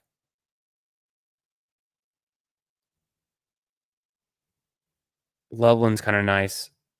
I would consider Loveland here. I don't hate it, but I take Cam Scatabo and appreciate that, Fantasy Dog. Appreciate the likes, the support. Thanks for being here tonight. Hope you all are having a great Wednesday and having some nice drafts. I mean, if we're drafting at this point in the season, it's because we know something, we've got an edge. We're trying to build teams that we can't build later on. So hope your drafts are going well. Down on Pearsall, yeah. I think it's a little bit of, how can all of the San Fran players pay off? Pearsall came on at the end of last season. He's doing pretty well. We'll look at his game logs. Overall, I don't think he's that good. They didn't really replace him though. Maybe he is good. He's a little bit older, and didn't do a whole lot in terms of air yards. Even in the games played, not a whole lot of receptions. This didn't look fun for me. 6 explosive plays in 11 games, and a 92, which is well below average on explosiveness. That's not the be all end all, but his game logs, and sorry it's so bright. He had a top 13 there. That's okay. That's not bad. This is PPR, but that probably hits your lineup. Otherwise, he had that one game in week 17 that I think we're all remembering very fondly. So that to me is the same kind of profile as, and of course he missed some games, but that's the kind of profile of any random receiver that has one good game, whether it's Nick Westbrook-Akine or anyone else that doesn't really have the same cachet and name capital as a Ricky Pearsall who got a gunshot wound and he became famous. So I just don't know if he's good yet. And there's a lot of good players in the 49ers, a lot of really good 49ers. McCaffrey, Kittle. I think Ayuk is really good. And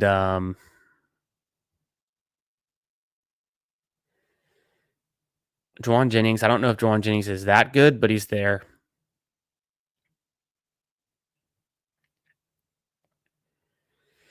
Nice. So I love Mason. I have him ranked pick 100. I'll get him at 117. I've got a ton of them. I'm going to keep drafting him. I could have taken Love, but I don't need the QB right now. I got Jaden Daniels, and even though I haven't stacked him yet, that's strong. So 4 running backs, 1 wide out, 5 wide receivers. The receivers are pretty stacked up nicely. Not stacked with my QB, but just strong, Where did Dak go? Because that's kind of the missing piece, and I'm not going to be able to get him. Obviously, he's gone, but I'm curious. Yeah, he goes right before me. So, or no, he went 112. So Dak goes 112. I have him ranked 114. It's craziness. This is the Pickens drafter, I'm guessing. Yeah. So now the thing is to stack Pickens with Dak. You're going to be seeing Dak going pretty early. The last draft, he went 119? 119 last draft, I think. Okay, I can get love here, and I'm not really afraid to.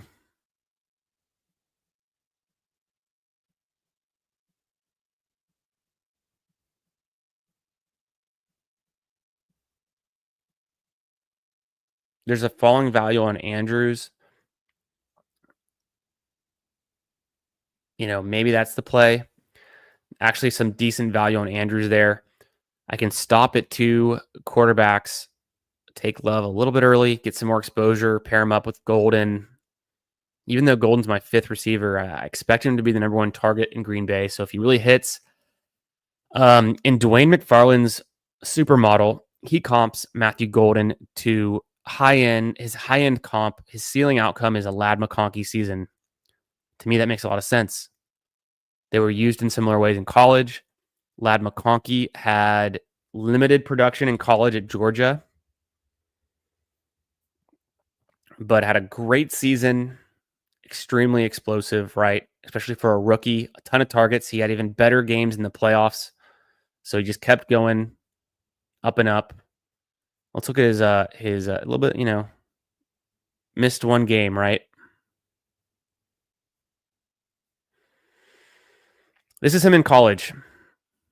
He's got 3 years of production, all at Georgia. I guess he's a true breakout as a 20-year-old, so not the youngest, but never really eclipses 762 yards. Now let's look. And then we actually saw his yards per catch were nice, right? Look at Golden. Okay, he's fast. We know that, but that's not all he can do. He was kind of similarly productive. He played more games, so 16 games compared to 9 games, but the 15-game season you could look at 15 games here, pretty similar to the 16 games here. Golden's actually better. Okay. So if you're afraid of Matthew Golden, think high-end comp, Ladd McConkey. Start drafting some more Golden. I might need to move Golden up in my ranks. I probably don't have him ranked high enough. I'm going to refresh and then, yeah, no whammies. Kraft would be sick. Come on, Kraft. Come on. Let's do it, guys. Mac or Sue's got 2 tight ends. Leak is going to take him, though. Leak's going to take him.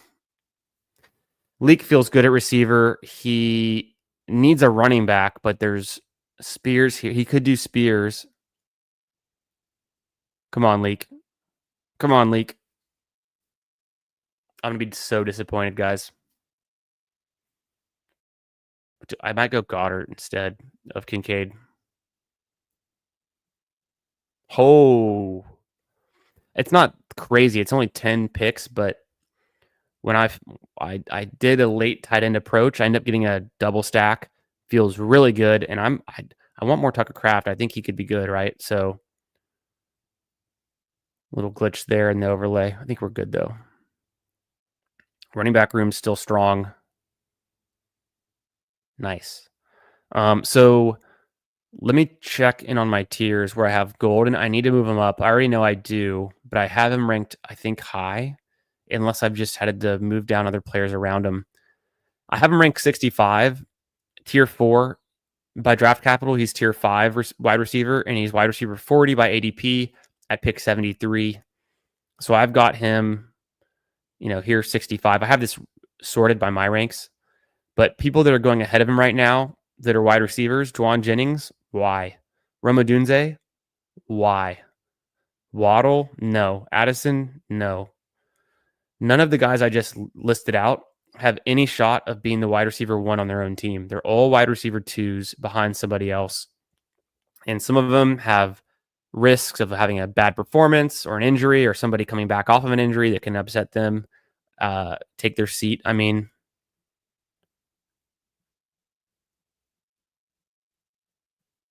I'm just going to keep clicking Algier.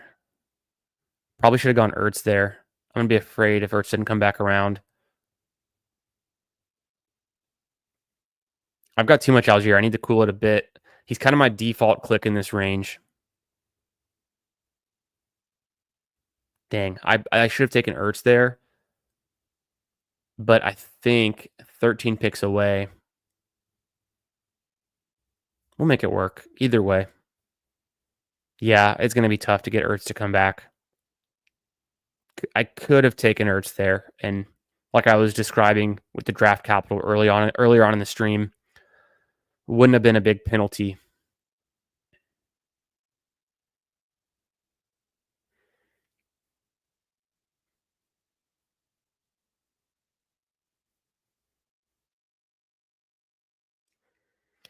I don't know if I want the triple stack though. I don't know if I want Dubs. Maybe Golden's gonna replace his role and get rid of him and all that jazz. Let me catch up with y'all. Yeah, I like that idea. Oh, you just reminded me. Okay, after these next two picks, I almost forgot. You almost let me get away without showing the Scatavoo clip. We're gonna get to it. Schedule comes out in it's next Thursday, right, everyone? You'll probably already answered this. How you doing tonight, Dale? Good to see you, my man. Hope you're having a great one. I don't know. He's on the similar timetable as Diggs, though, and we're seeing Diggs look like he could be ready week 1. They got injured about the same time, so I really don't know. I'm curious, but hey, if I'm playing for week 17 and Ayuk's playing in week 17, then that's what really matters, I think. McCaffrey and Ayuk were gone when Pearsall had his week 17 game that we care so much about. All right, we got lucky. We're getting super lucky in this one. Land the stack. You'd love to see it.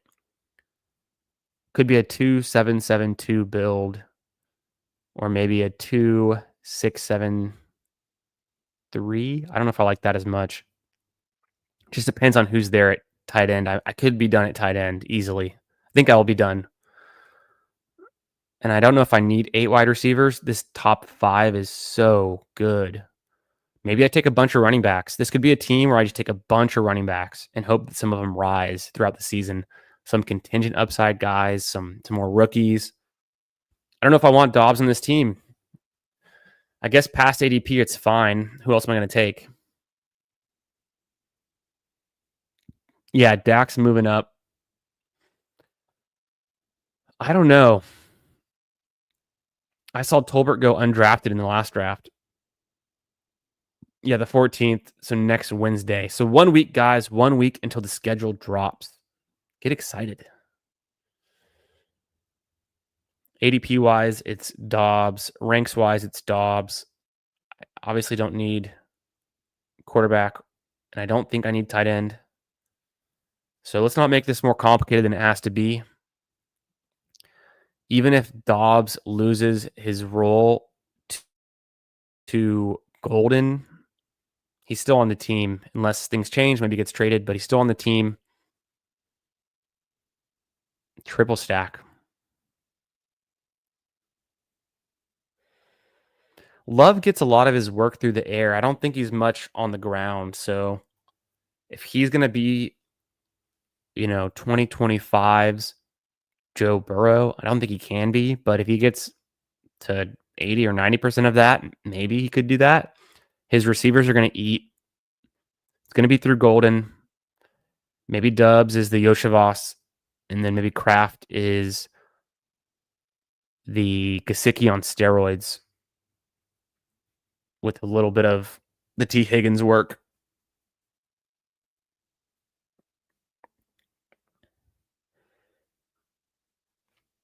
Also feels kind of good. I've got the 3 Packers, a Lion, and a Viking, and a Bear. So that's kind of nice. James Conner with Marvin Harrison. The part that I'm left out in the cold with is like CeeDee Lamb, but then again, I've got him as a potential bring back for Jaden Daniels at the very least. It's just a good floor and ceiling play to have Lamb on any team. Marshawn Lloyd would be really nice here. Dobbins again, I'm going to keep clicking until he lands somewhere. I think his value can really just go up unless he doesn't sign somewhere, but then again, he could sign somewhere in the middle of the season and you get a lot out of him. What do y'all think? Are y'all drafting Dobbins? ADP is it's not intimidating. You know, it's easy click.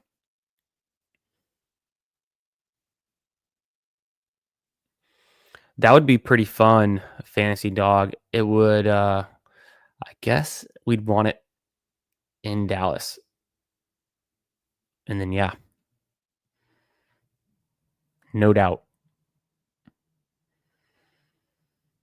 Otton is there. I don't know what he does for this team though. So it's not Otton for me, other than just taking another tight end who is probably undervalued. Over 1,000 yards the last 2 seasons and over 100 catches in the last 2 seasons. It's pretty good. I'm going to go Lloyd for some team stacked upside.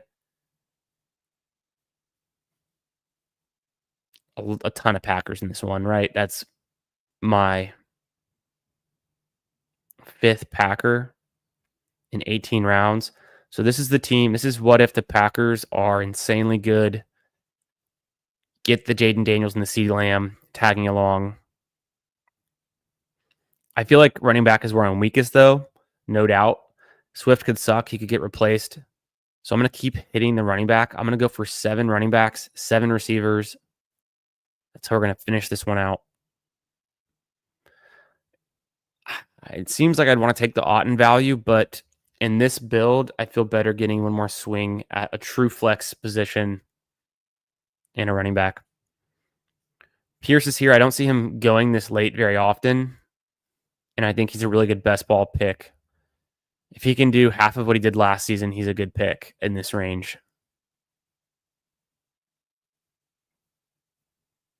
There's no way I can take Wicks on this team or Savion.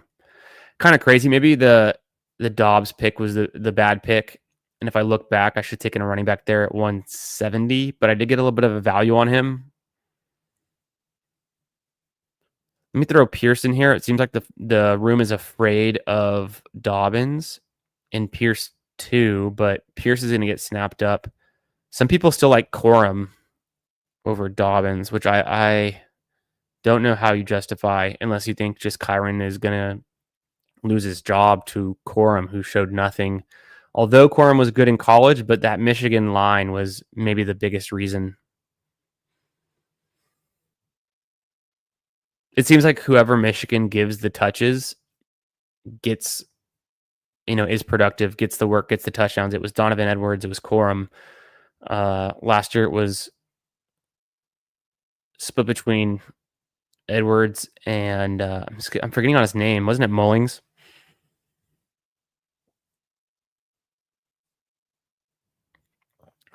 Yeah. I think that's smart. And so I can risk it in this team because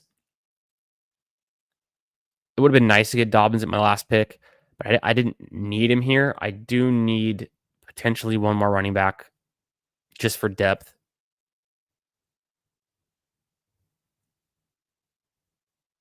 Yeah, that makes sense. I like that. Yeah, Corum's a big no for me, dog. And then Mullings, yeah. Titans took him in the 7th. He probably never sees the field.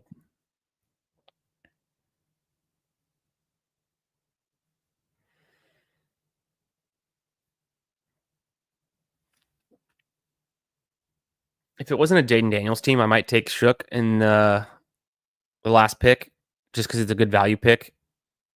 Quarterback's worth a lot. I could still do it. I don't have any Saints, right? But it's a puppy, and this team's in trouble if the Packers and Washington have the exact same bye week. I would have I would have 5, 6, 7 players on bye and both my quarterbacks. Could be a shuck pick just to, but then he also might not start. I think I'm just gonna bet on this one. It's a puppy. I'm gonna bet on the fact that they don't have the same bye week. I'm not gonna take Shuck. I'm gonna get the last running back. It is pretty ugly though.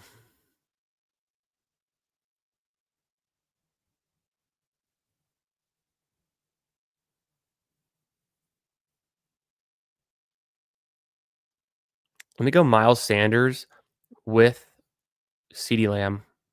I hate it. It's an ugly pick. I have him ranked back here because there's not much left. It got pretty thin. I don't think Ja'Cory Krosky Merritt is worth the pick. I didn't Dubs. I took Dubs, and I probably, if Eckler was still there, I obviously would have done it. So I don't think Eckler was there.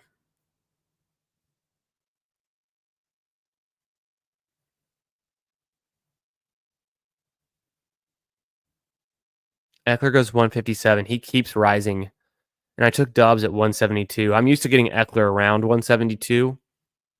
So that was part of the issue. I know Miles Sanders, I think we're all going to hate that pick, but there's potentially worse picks there. Maybe better picks, maybe more upside with a rookie that I could have done. So that was my 19th puppy. Wow. They're flying by. Let me check something. We're good. 19th puppy. I just want to check real quick to see what rookies were still available at running back that, Gordon, I don't have a lot of faith in.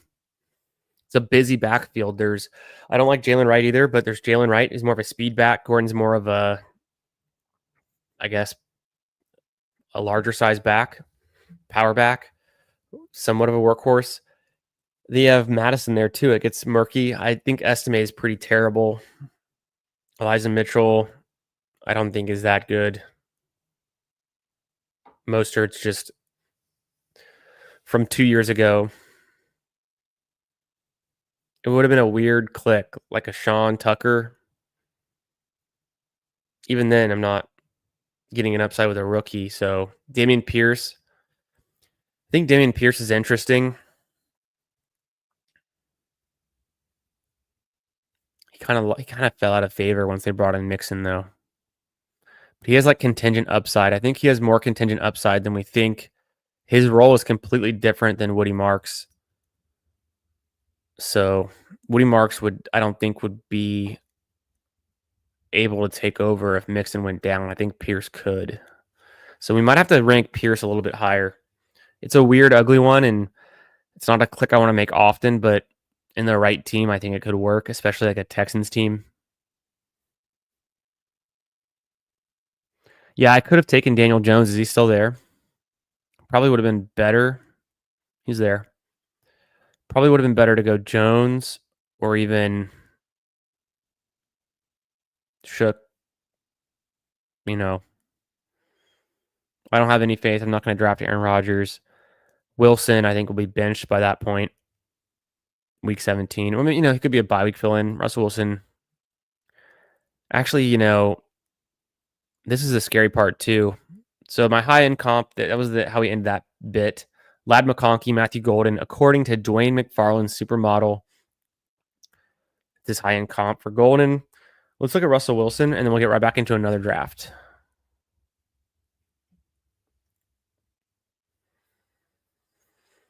So he played 11 games. Not a whole lot of passing yards, but not a terrible amount of touchdowns.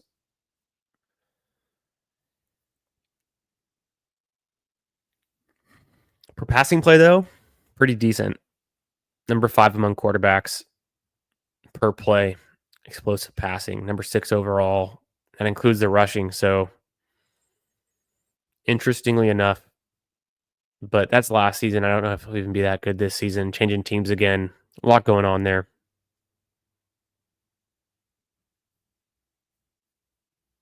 Not a bad team. You want to do one more? Let's do one more. 20-second fast puppy.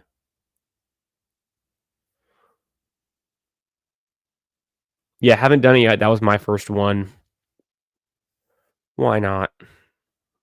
Seems like an ambiguous backfield. Let's take the cheapest guy who was good at one point, but it's been a while. Yeah, I think it comes down to I don't know. How do we account for that? How do we account for all those passes?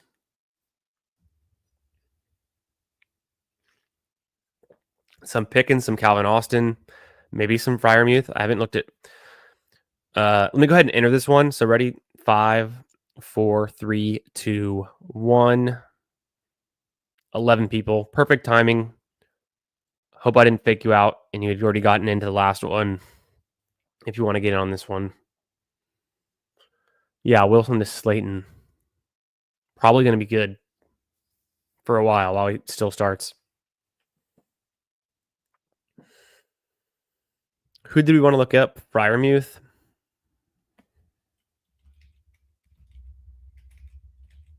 Yeah, Fryermuth. Penn State, of course, tight end university, other than Iowa. He only had 7. It's not really him. It's not that he's about average. So it's not like he's counting against him, but not really carrying. I mean, you guys already know Pickens is insane, right? He's number 3 among receivers. Let's look at Dak. Waiting on 3. We're going to fill pretty quickly. Geez, 17 and 14 games. That's great. Only 100 targets. Can Dak get him over the hump? What did Dak do with Brandon Cooks? I'm going to look up Dak and we're going to look up Brandon Cooks to figure out what Dak did last time he had a wide receiver 2 who could do anything. Yeah, you don't want to see this, but it's a bad sample size, 8 games. You don't want to see that, though. I mean, it doesn't really speak to his deep passing. Let's look at his deep passing. I think deep ball attempts, 3.9 per game. You think it has to go up.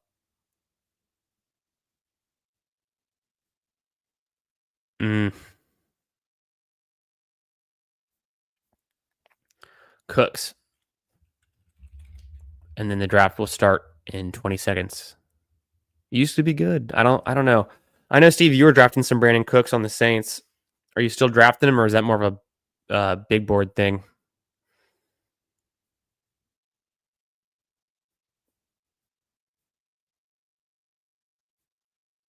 I mean, just small sample size and obviously a bad season for him. But what I wanted to see was last time he was on the Cowboys would have been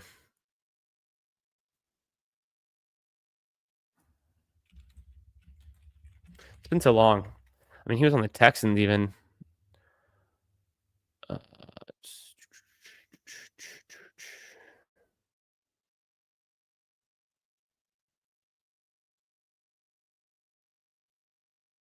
just 23 and 24. I don't know why I had those years mixed up. So it's 23. 81 targets.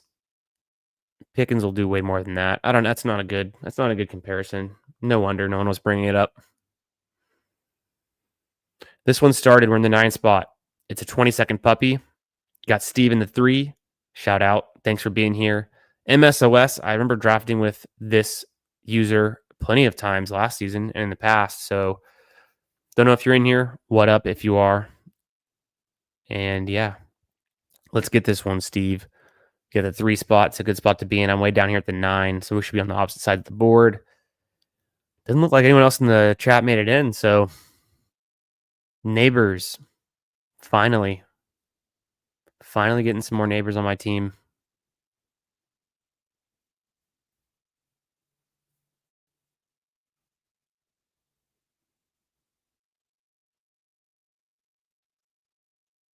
I'm going to make this next pick, and then I'm going to roll the Scatterbo clip that we didn't watch last draft that we kept forgetting to play.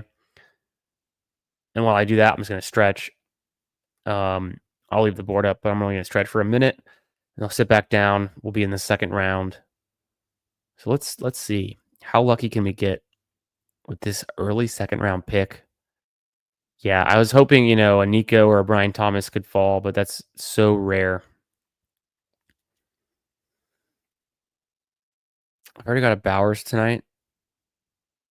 I did Bowers with Gibbs, remember? So I've got I just did McConkey. McConkey was with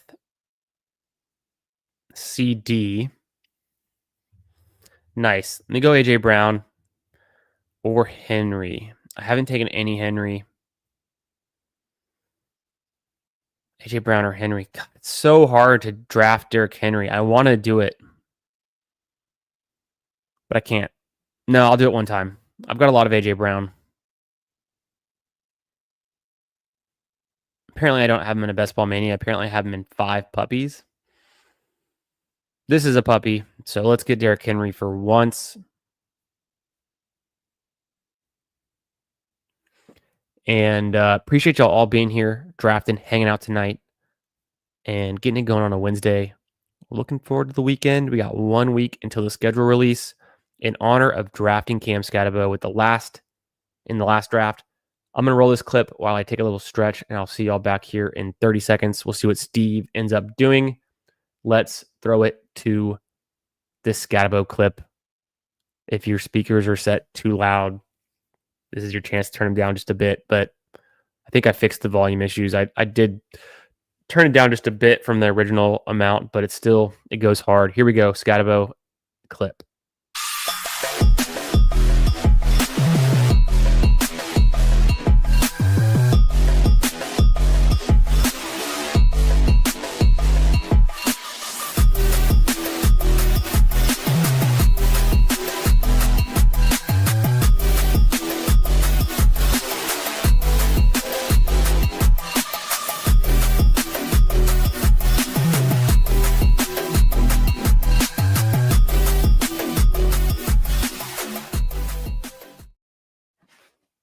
Nice. He's going to be fun to watch. He is going to be exciting to watch on the Giants. I have very little hesitation about him taking over that backfield and taking over the role. I need to do some more research on Tyrone Tracy. Honestly, don't know a ton about him. I think I remember that he's like a converted wide receiver.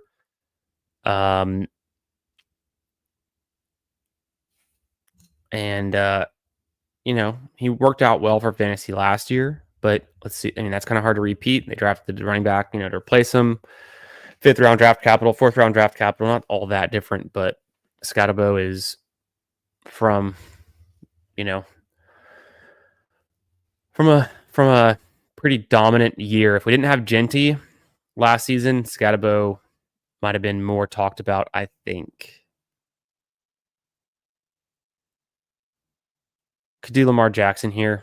Something I haven't done. I haven't gotten Henry, so I'm going to put him with Lamar Jackson. Feels dangerous. Feels fun. And pick 40. I would want to get Zay Flowers. I love getting Zay Flowers with Lamar. It's kind of hard to do. It's too much draft capital on the Ravens, though, up front. But can I pull it off with Neighbors? Neighbors can be so good that I can afford to lose a little bit of value by reaching up and getting Flowers. What's Flowers ADP right now? 46, 47.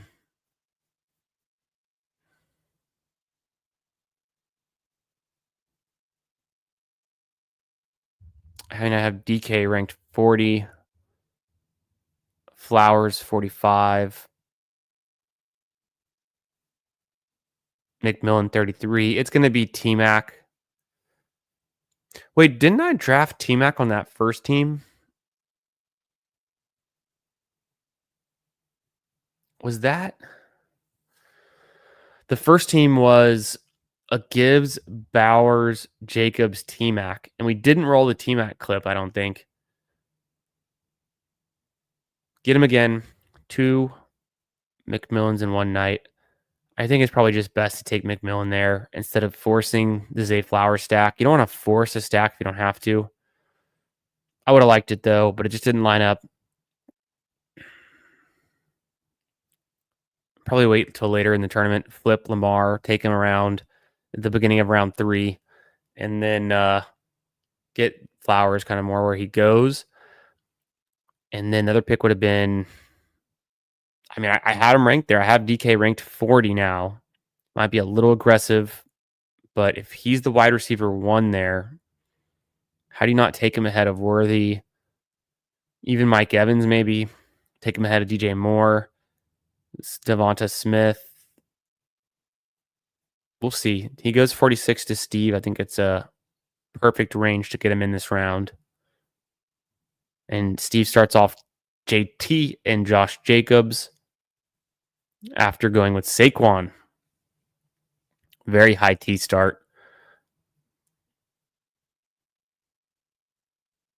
Yeah, that's a good looking running back room. That could be your RB1, 2, and 3 in any given week. DK is a nice grab there then.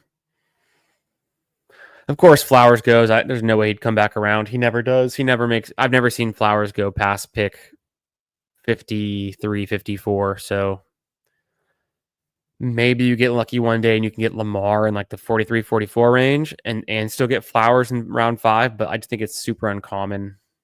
People would definitely just take Flowers and not let you get the stack. And then Jameson, another good pick.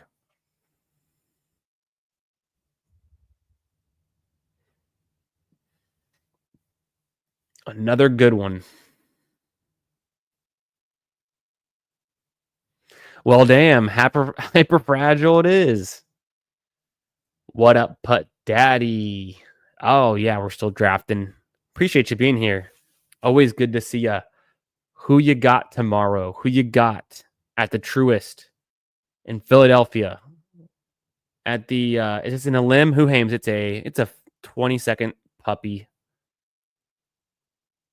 Kittle here.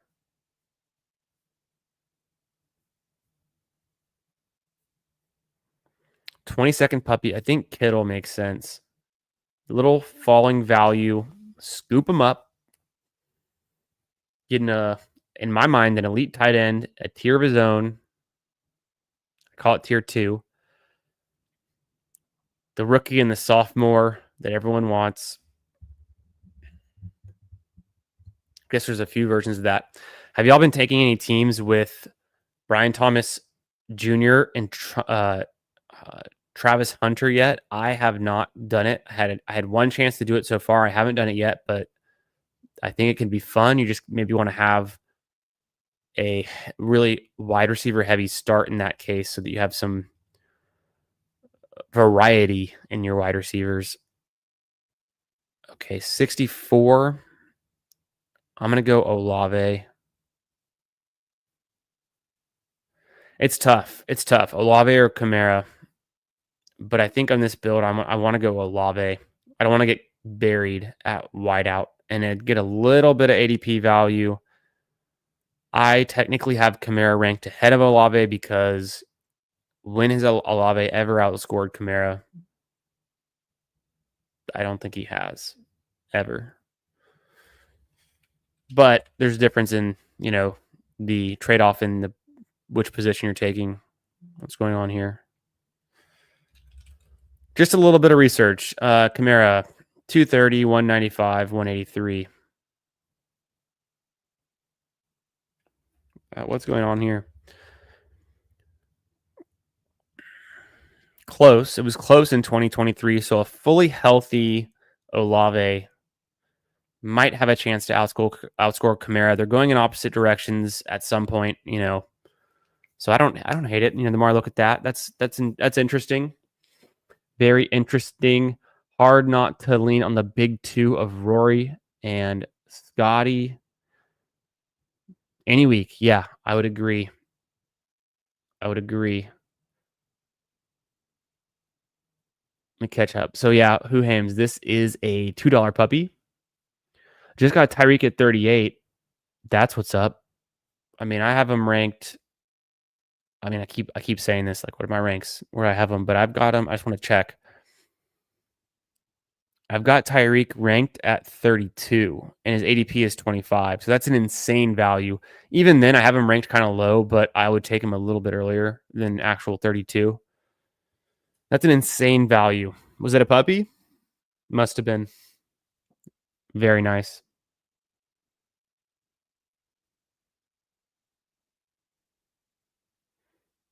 Yeah, I'm pretty big on Flowers. I think I'm one of the only Flowers bulls that I've come around.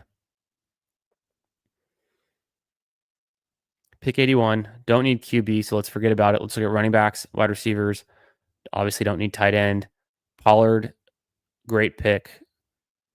81. Take him here. Have my choice of some receivers next. Don't want to wait too long though. But I like Pollard enough. I like plenty of Pollard. 22.6%. It's quite a lot.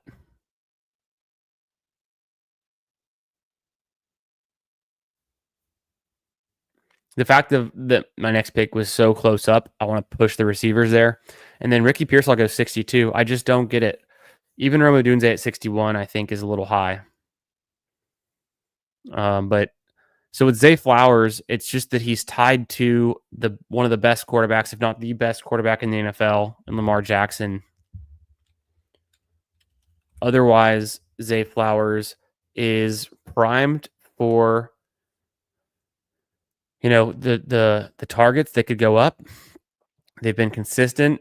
The yardage has gone up. The yard per reception, air yards, receiving touchdowns is the only thing that's holding them back. So I don't see why that couldn't jump up. Go Mooney again.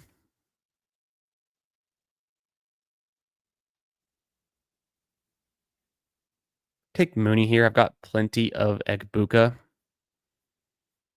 Mooney's very good. Great pick in best ball. I'm glad that Mooney came back. He was good on the Bears. Needed to revive his career in Atlanta. He seems to be doing it. Back into Zay Flowers. I mean, I'm obsessed with this, right? He's the number 4 explosive wide receiver last year in terms of per play. He had 20 explosive plays, more than one a game. That's driven by Lamar being so good. And then, in his game logs, sorry, it's so bright. I don't know how to do dark mode on this. I don't know if you can. Number 6 in a certain week. Other than that, I mean, that's a good point. He's a little bit more of because he lacks the touchdowns, he's a little bit more of a floor play. He only had one real ceiling week, but 30 points. We need more touchdowns is the point. And I don't see why he can't do it. In college, he had a 12 touchdown season in 12 games. So, and that's at Boston College. Remember, I thought the Patriots, I had Flowers going to the Patriots on my mock drafts that year for 2023. So I think in the NFL, if we saw him get 130 targets, he would easily, with Lamar's efficiency, he'd be at well over 78 receptions, probably be closer to 100. We'd probably see him get to about, with 100 catches, we'd probably see him get to about 1,300 yards. And who knows how many touchdowns, but I think Lamar there's no ceiling for Lamar. It's all up.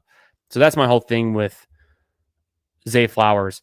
If some of those 9 touchdowns that Rashad Bateman got and some of those 11 touchdowns that Mark Andrews got, they find their way onto Zay Flowers. If he can take a step forward in that department, if he becomes a more integral part of, I guess, their red zone offense is maybe part of it too, or just gets more of those long plays from 20 yards out, I think Zay Flowers could be very good.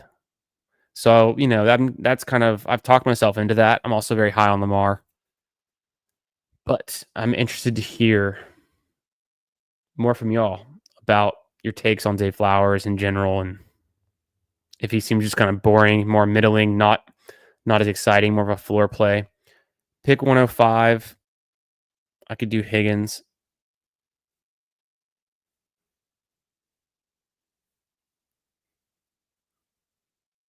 I'm going to just do Higgins here. I don't really have.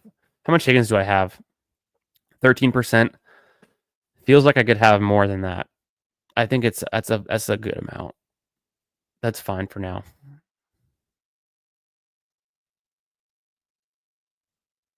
Giving myself some nice mid to late QB options to go with Lamar.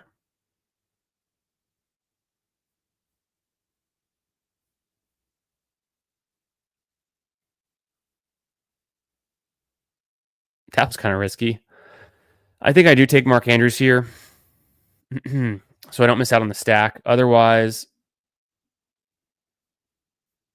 yeah, Bateman just went. I would have taken Bateman maybe.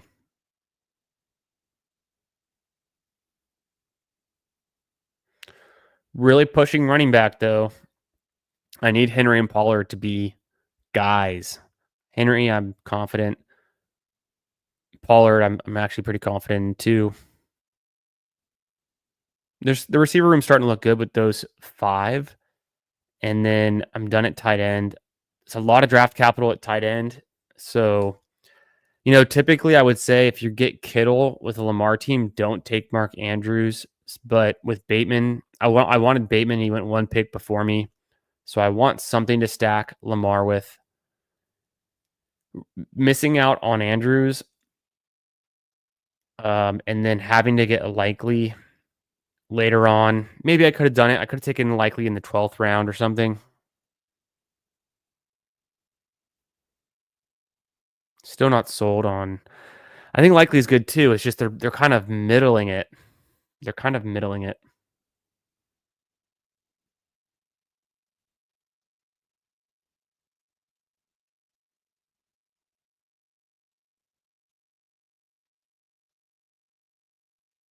Interesting. Lack of Zay Love is interesting.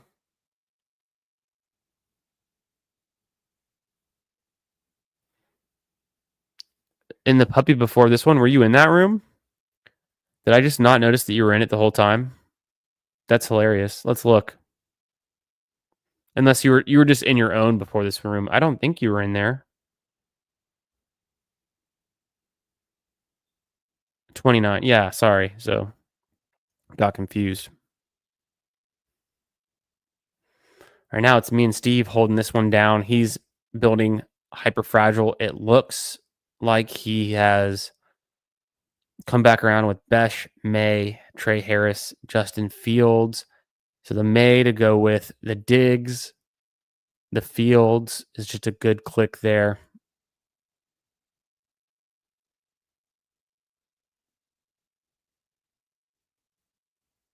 Dak goes 125, so a bit later than what we saw the last 2 drafts. I could go CJ here. I just took Higgins, so CJ makes a lot of sense. I do need a running back, though. Could be Ramondre. I don't take a ton of them, but I think in this build, it could work.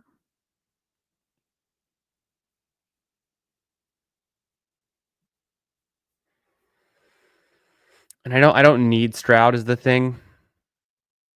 The Nico drafter most likely takes Stroud.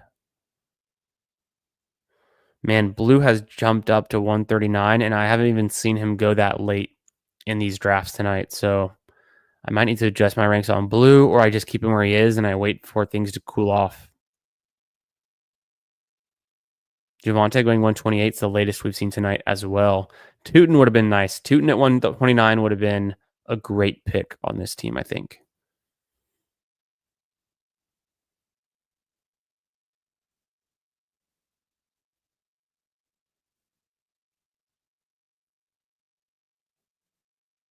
Yeah, will Lamar do that again? Yeah, that's true. It's not just like because other players happen to get the touchdowns that we'd expect it to move around. Maybe those are the players, Bateman and Mark Andrews, that just are better at getting the touchdowns. So that could just be true. Yeah, there goes Stroud. I could use Spears or Penix. I don't need Penix. I'm going to push him. I like Spears here again. I guess I'm taking more Spears. Spears and Pollard. Very rare that I would do that, but I did it here. I think it's the first time I've got them both on the same team. I mean, maybe could have gone Rachaad White.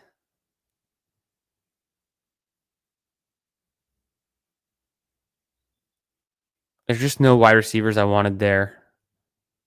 I could have grabbed Blue, but I just told everyone that I was going to be cool on him. I'm done at tight end. I think I know what I want to do at my next pick. Not being Michael Penix unless he's there, but I don't have that much capital. Yeah, he's gone. I don't have that much invested in the Falcons compared to another team or two that I could work with. Interesting. I mean, Pollard and Spears could still pay off. Got Derrick Henry, so I feel like I'm holding it down there. Kind of a hero build. Got the elite QB, the elite tight end. Wide receiver seems good enough, but I want some depth there for sure. Certainly.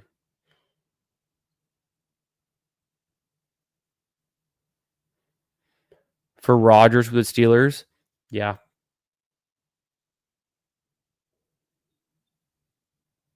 Definitely. Yeah, Steve. Would love to have you back on. It was a good time last Friday having you on, talking to the Eliminator. Definitely do it soon. And everyone here, everyone knows Steve. Everyone is subscribed to the FanSpeak Network. But if you're new here, make sure you subscribe to my channel. Make sure you subscribe to Steve's channel that he runs, the FanSpeak Network. If you look back at the Friday stream we did last Friday, it was a 4-hour draftathon mega stream. Kicked it off with Steve, Meg, and Emo Cowboy. If you go to that description in that one, you can get the links to their channels. But y'all already know. Y'all already subbed. No surprises. So Young goes. That's who I wanted. I wanted Young. Huge bummer. Gonna have to pull this one out in a different direction. I'll take Ray Davis to get different. I've drafted Algier each of the last 2 drafts.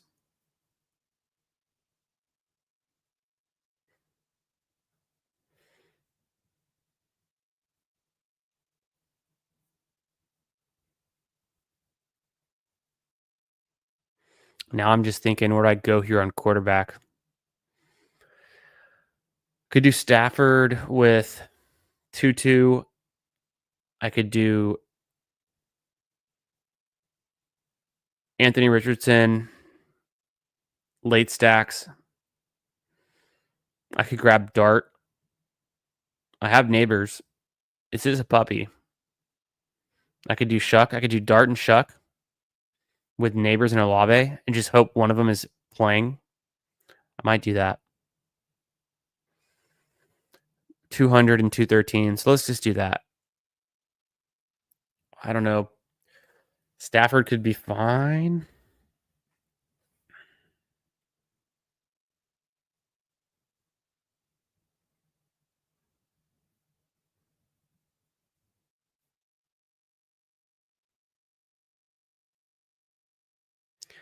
Grab Dowdle. Honestly, not a high conviction pick for me.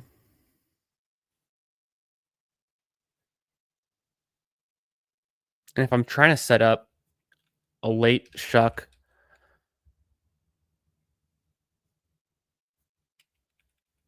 or Dart,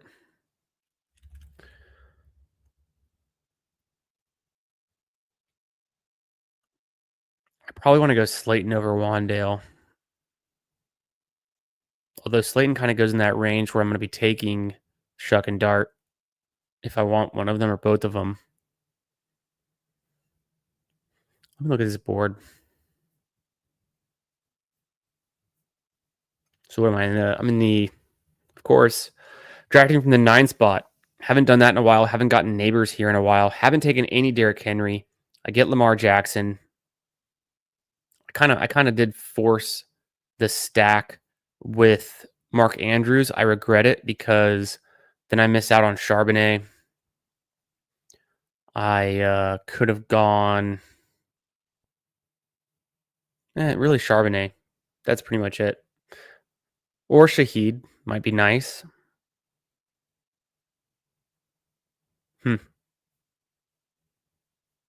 I ended up going 4 straight running backs the last 4 picks after Mark Andrews.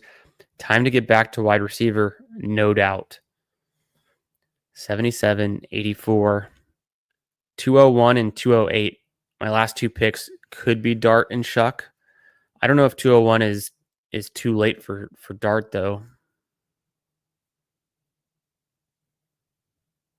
I guess it works. It'll have to work. We'll have to make it work. One of them, both of them. Feeling good about running back now that I've got those 6. Got Dowdle. I need to move Tolbert back in my ranks. He's been going undrafted practically, so Slayton here. I'll just grab Pierce or Pat Bryant. Pierce is fine.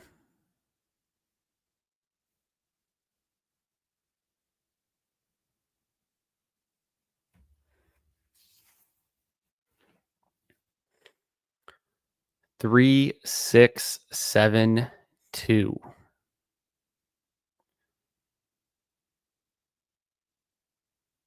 It could be a 3, 6, 7, 2. It could be a 2, 7, 7, 2.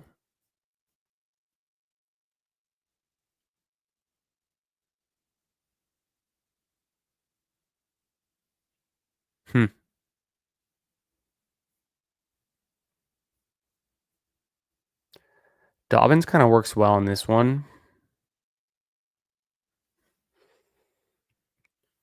But I need another receiver, and I might just go Slayton.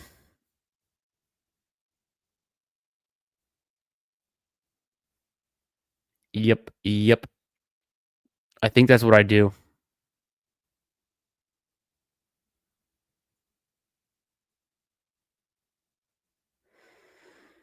I'm going to go Slayton. If Russell Wilson's the guy in the early season, maybe it's good for Slayton, decent for Neighbors, good enough. Neighbors is quarterback proof. We already know that. And I'm going to hope that it's Dart not riding the bench, but taking over for Russell Wilson at some point. So I think that's my next pick. Just kidding. How did I not notice that he went, though? I still like the Slayton pick, regardless. Oh, wait a second. He went 176. Okay, I'm not on my game right now because I took Alec Pearson. Dart had already gone. Here I am thinking Dart would make it back to 201. I think in the last room that's what we saw though. Dart and Shuck went super late in the last one if I'm not mistaken. So crazier things have happened. Yeah, still at it, Nick. Stars, how you doing, man? Thanks for coming by. Hope your drafts are going well on this Wednesday night. Trying to land this one.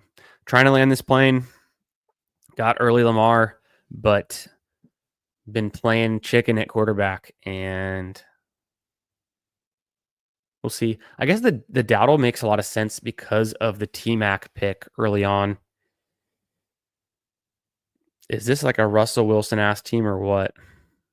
I hope not. Could be a Daniel Jones team. So here's the outs. We've got Olave, Pierce, Slayton, and Neighbors. Is Russell Wilson completely undervalued? Is Dart going to ride the bench? They traded up for Dart. He goes in the first round. I think Shuck is more likely to ride the bench, although it seems like Derek Carr is not going to play, and if he does, he still has shoulder injury concerns. I've got Olave. I'm going to take Shuck here.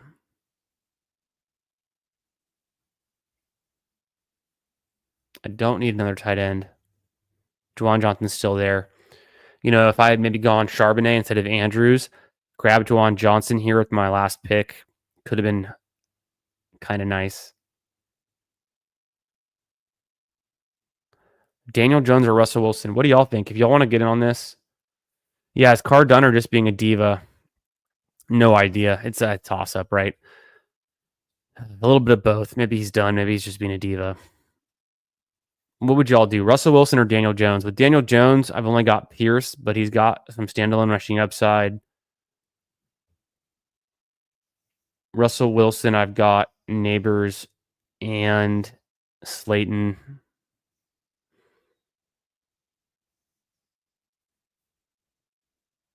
I think I'm going Russell Wilson. Yeah, I think it just makes sense. And I don't need much from him. Not a lot of draft capital. I got burned by Daniel Jones last season. One of my top 5 owned quarterbacks, and how that ended up, the benching and then getting cut. So first Chuck, first Russell Wilson, first Derrick Henry.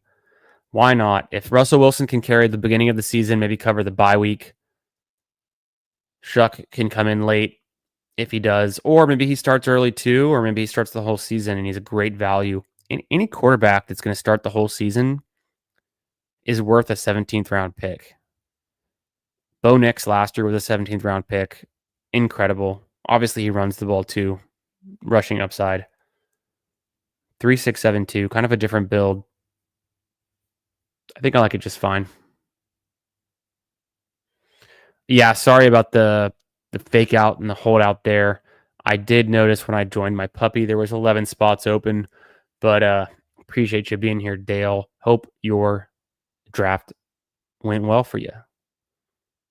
Yeah, 8 to 10 games is fair, and potentially the Ravens get an early bye. They had a late bye last year. I don't know if that makes a difference. Round 14 last year, or round 14, week 14 last year. Pretty sure. Yeah, I am too. I would agree. I agree. And even then, I could have just said Russ and been done, or just Shuck and been done.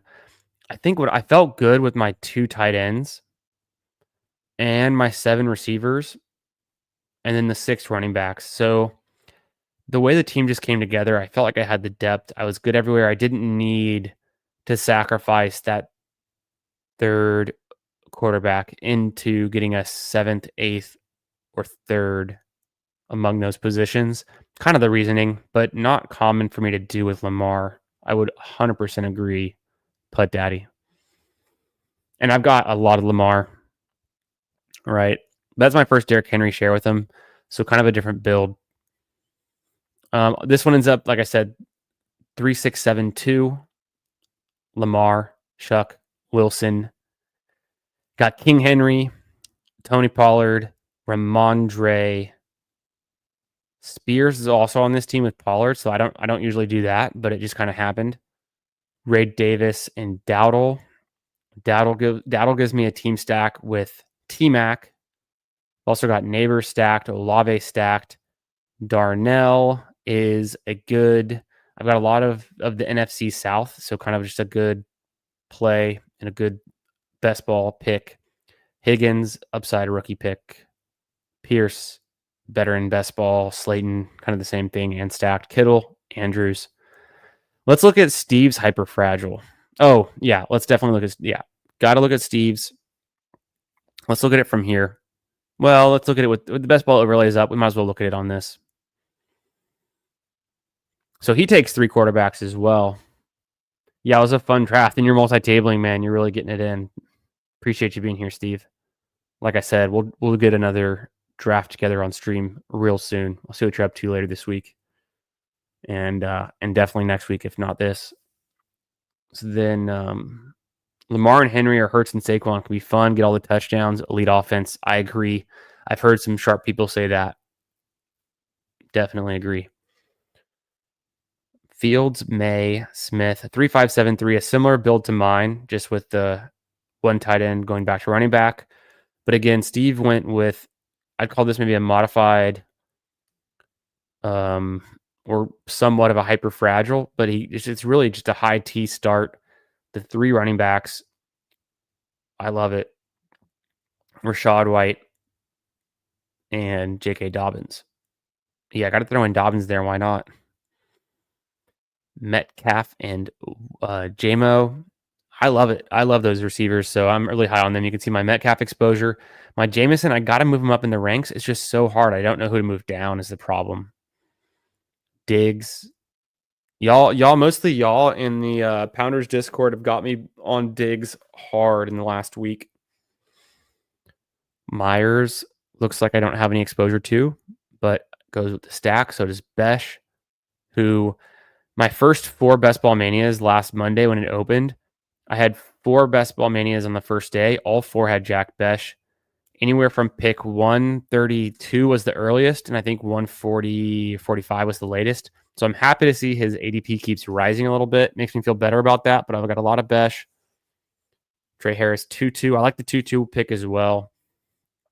And then, yeah, this is a good-looking tight end room. If you're going to go with 3, I like that.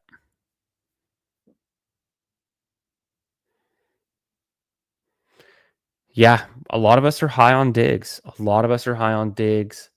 If he's healthy, I guess he goes in a similar range that you could say he goes in a similar range as Ayuk. Maybe Ayuk goes a little bit later.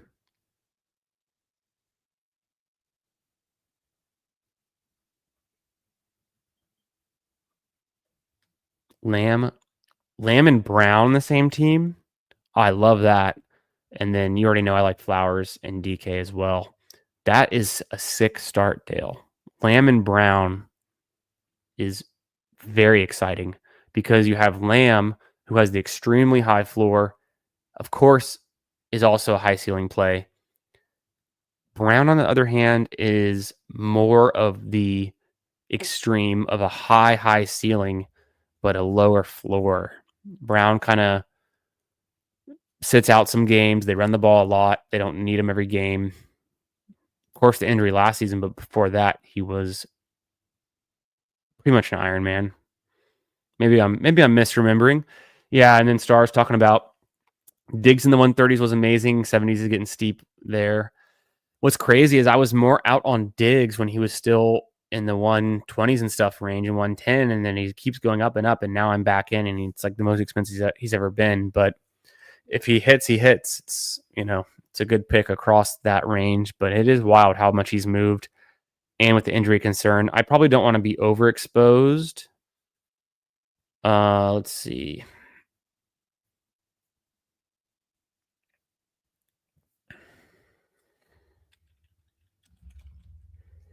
I'm at 16%.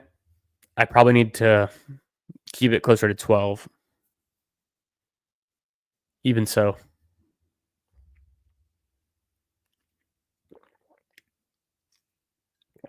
Yeah, that's true. I think my only concern is just the age, but age, new team on the Patriots, not the easiest offense to learn. We saw what happened to, and not that Jillian Polk is anything like Steph Diggs, but Polk couldn't handle learning the Patriots offense. I don't know if it's still like that there, but in the back of my mind, there's just a lot of moving parts, a lot up in the air. If he would have re-signed with the Texans, I mean, wouldn't his ADP be even better? It would have to be. This is interesting. So on this Jaden Daniels team, I see a Jalen Lane go. Jalen Lane, which I know Commanders fans are very high on. I think that's one of the guys on my taxi squad. We were talking about our Dynasty rookie mocks earlier, and Lane is a guy that I put on my taxi squad. I think I got him. I know I put a bid for him. Still in on Ayuk, as in it's a good price. What's your exposure looking like, Stars?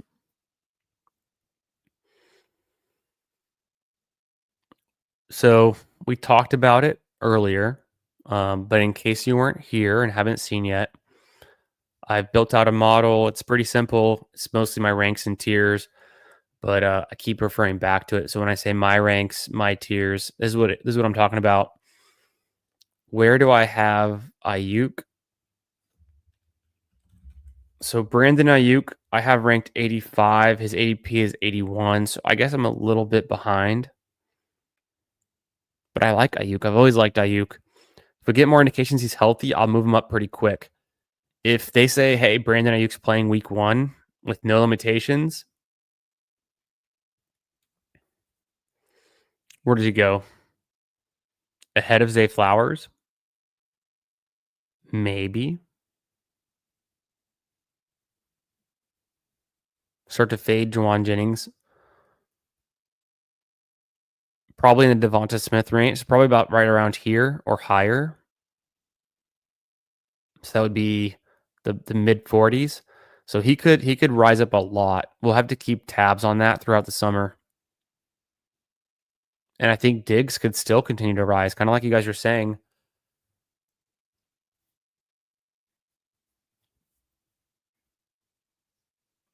It'd be interesting. It'd be interesting how to watch those two players come back from the injury.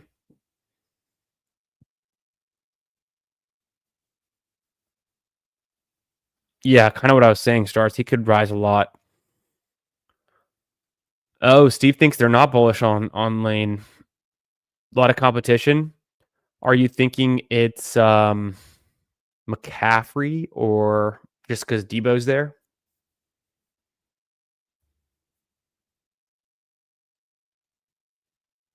Yeah, I think Jennings could fall back down. That's true. His opportunity. I mean, I wasn't. What week was his spike week though? Jennings 40 point week. Was it still when Ayuk was healthy? I think it might have been. So I don't know if it's directly dependent on Ayuk being out. That Jennings was good, but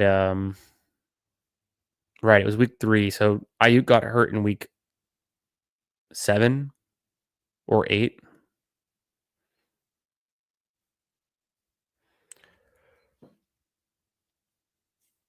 And Jennings still has obviously that game. Another one top 15, top 7, top 6. Still pretty good. But I guess I attribute that to them passing more. I don't know if they were passing more without McCaffrey. I guess so. But we know Garendo came in and Mason came in and held it down pretty well.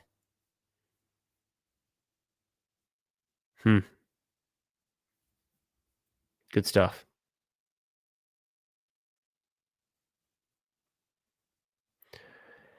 Yeah, I don't know. I was pretty underwhelmed with Luke McCaffrey last season, so I was dropping him in some of my dynasty leagues.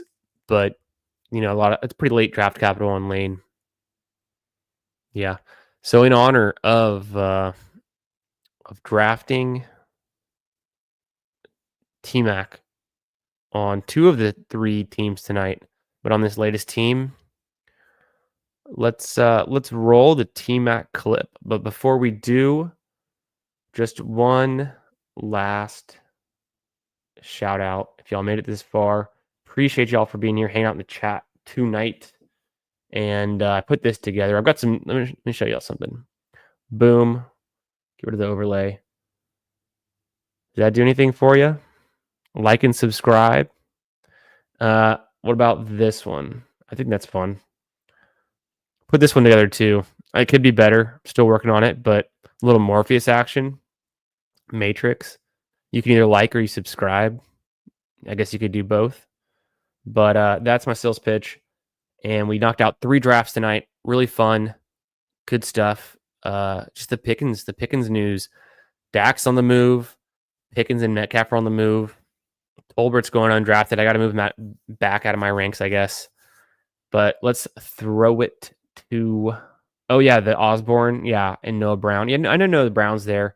And then the Osborne. I guess those are somewhat dusty veterans in my mind, but could hold off a rookie just the same. If Jalen Lane is actually really good, though, he could be the wide receiver 3 there, but most likely he's the wide receiver 5. So I'm not really drafting him yet. I think it's a better dynasty pickup. Yeah, maybe some more trades going on. Yeah, I see Brown as being the natural wide receiver 3 there. That's probably true. That's probably true. All right, y'all, let's kick it to the T-Mac clip, and then we'll roll out of here. Catch y'all in a minute.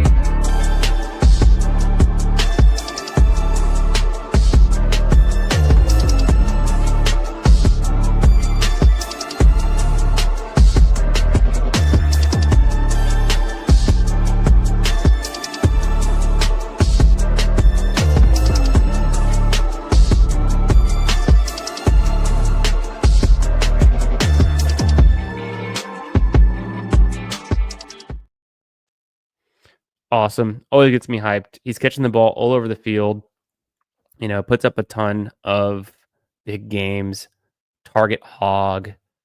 Competition, maybe not the best, but I'm excited for him.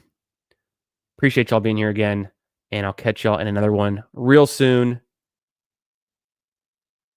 Peace. But overall, it's like the guy can ball. Like, actions speak louder than words.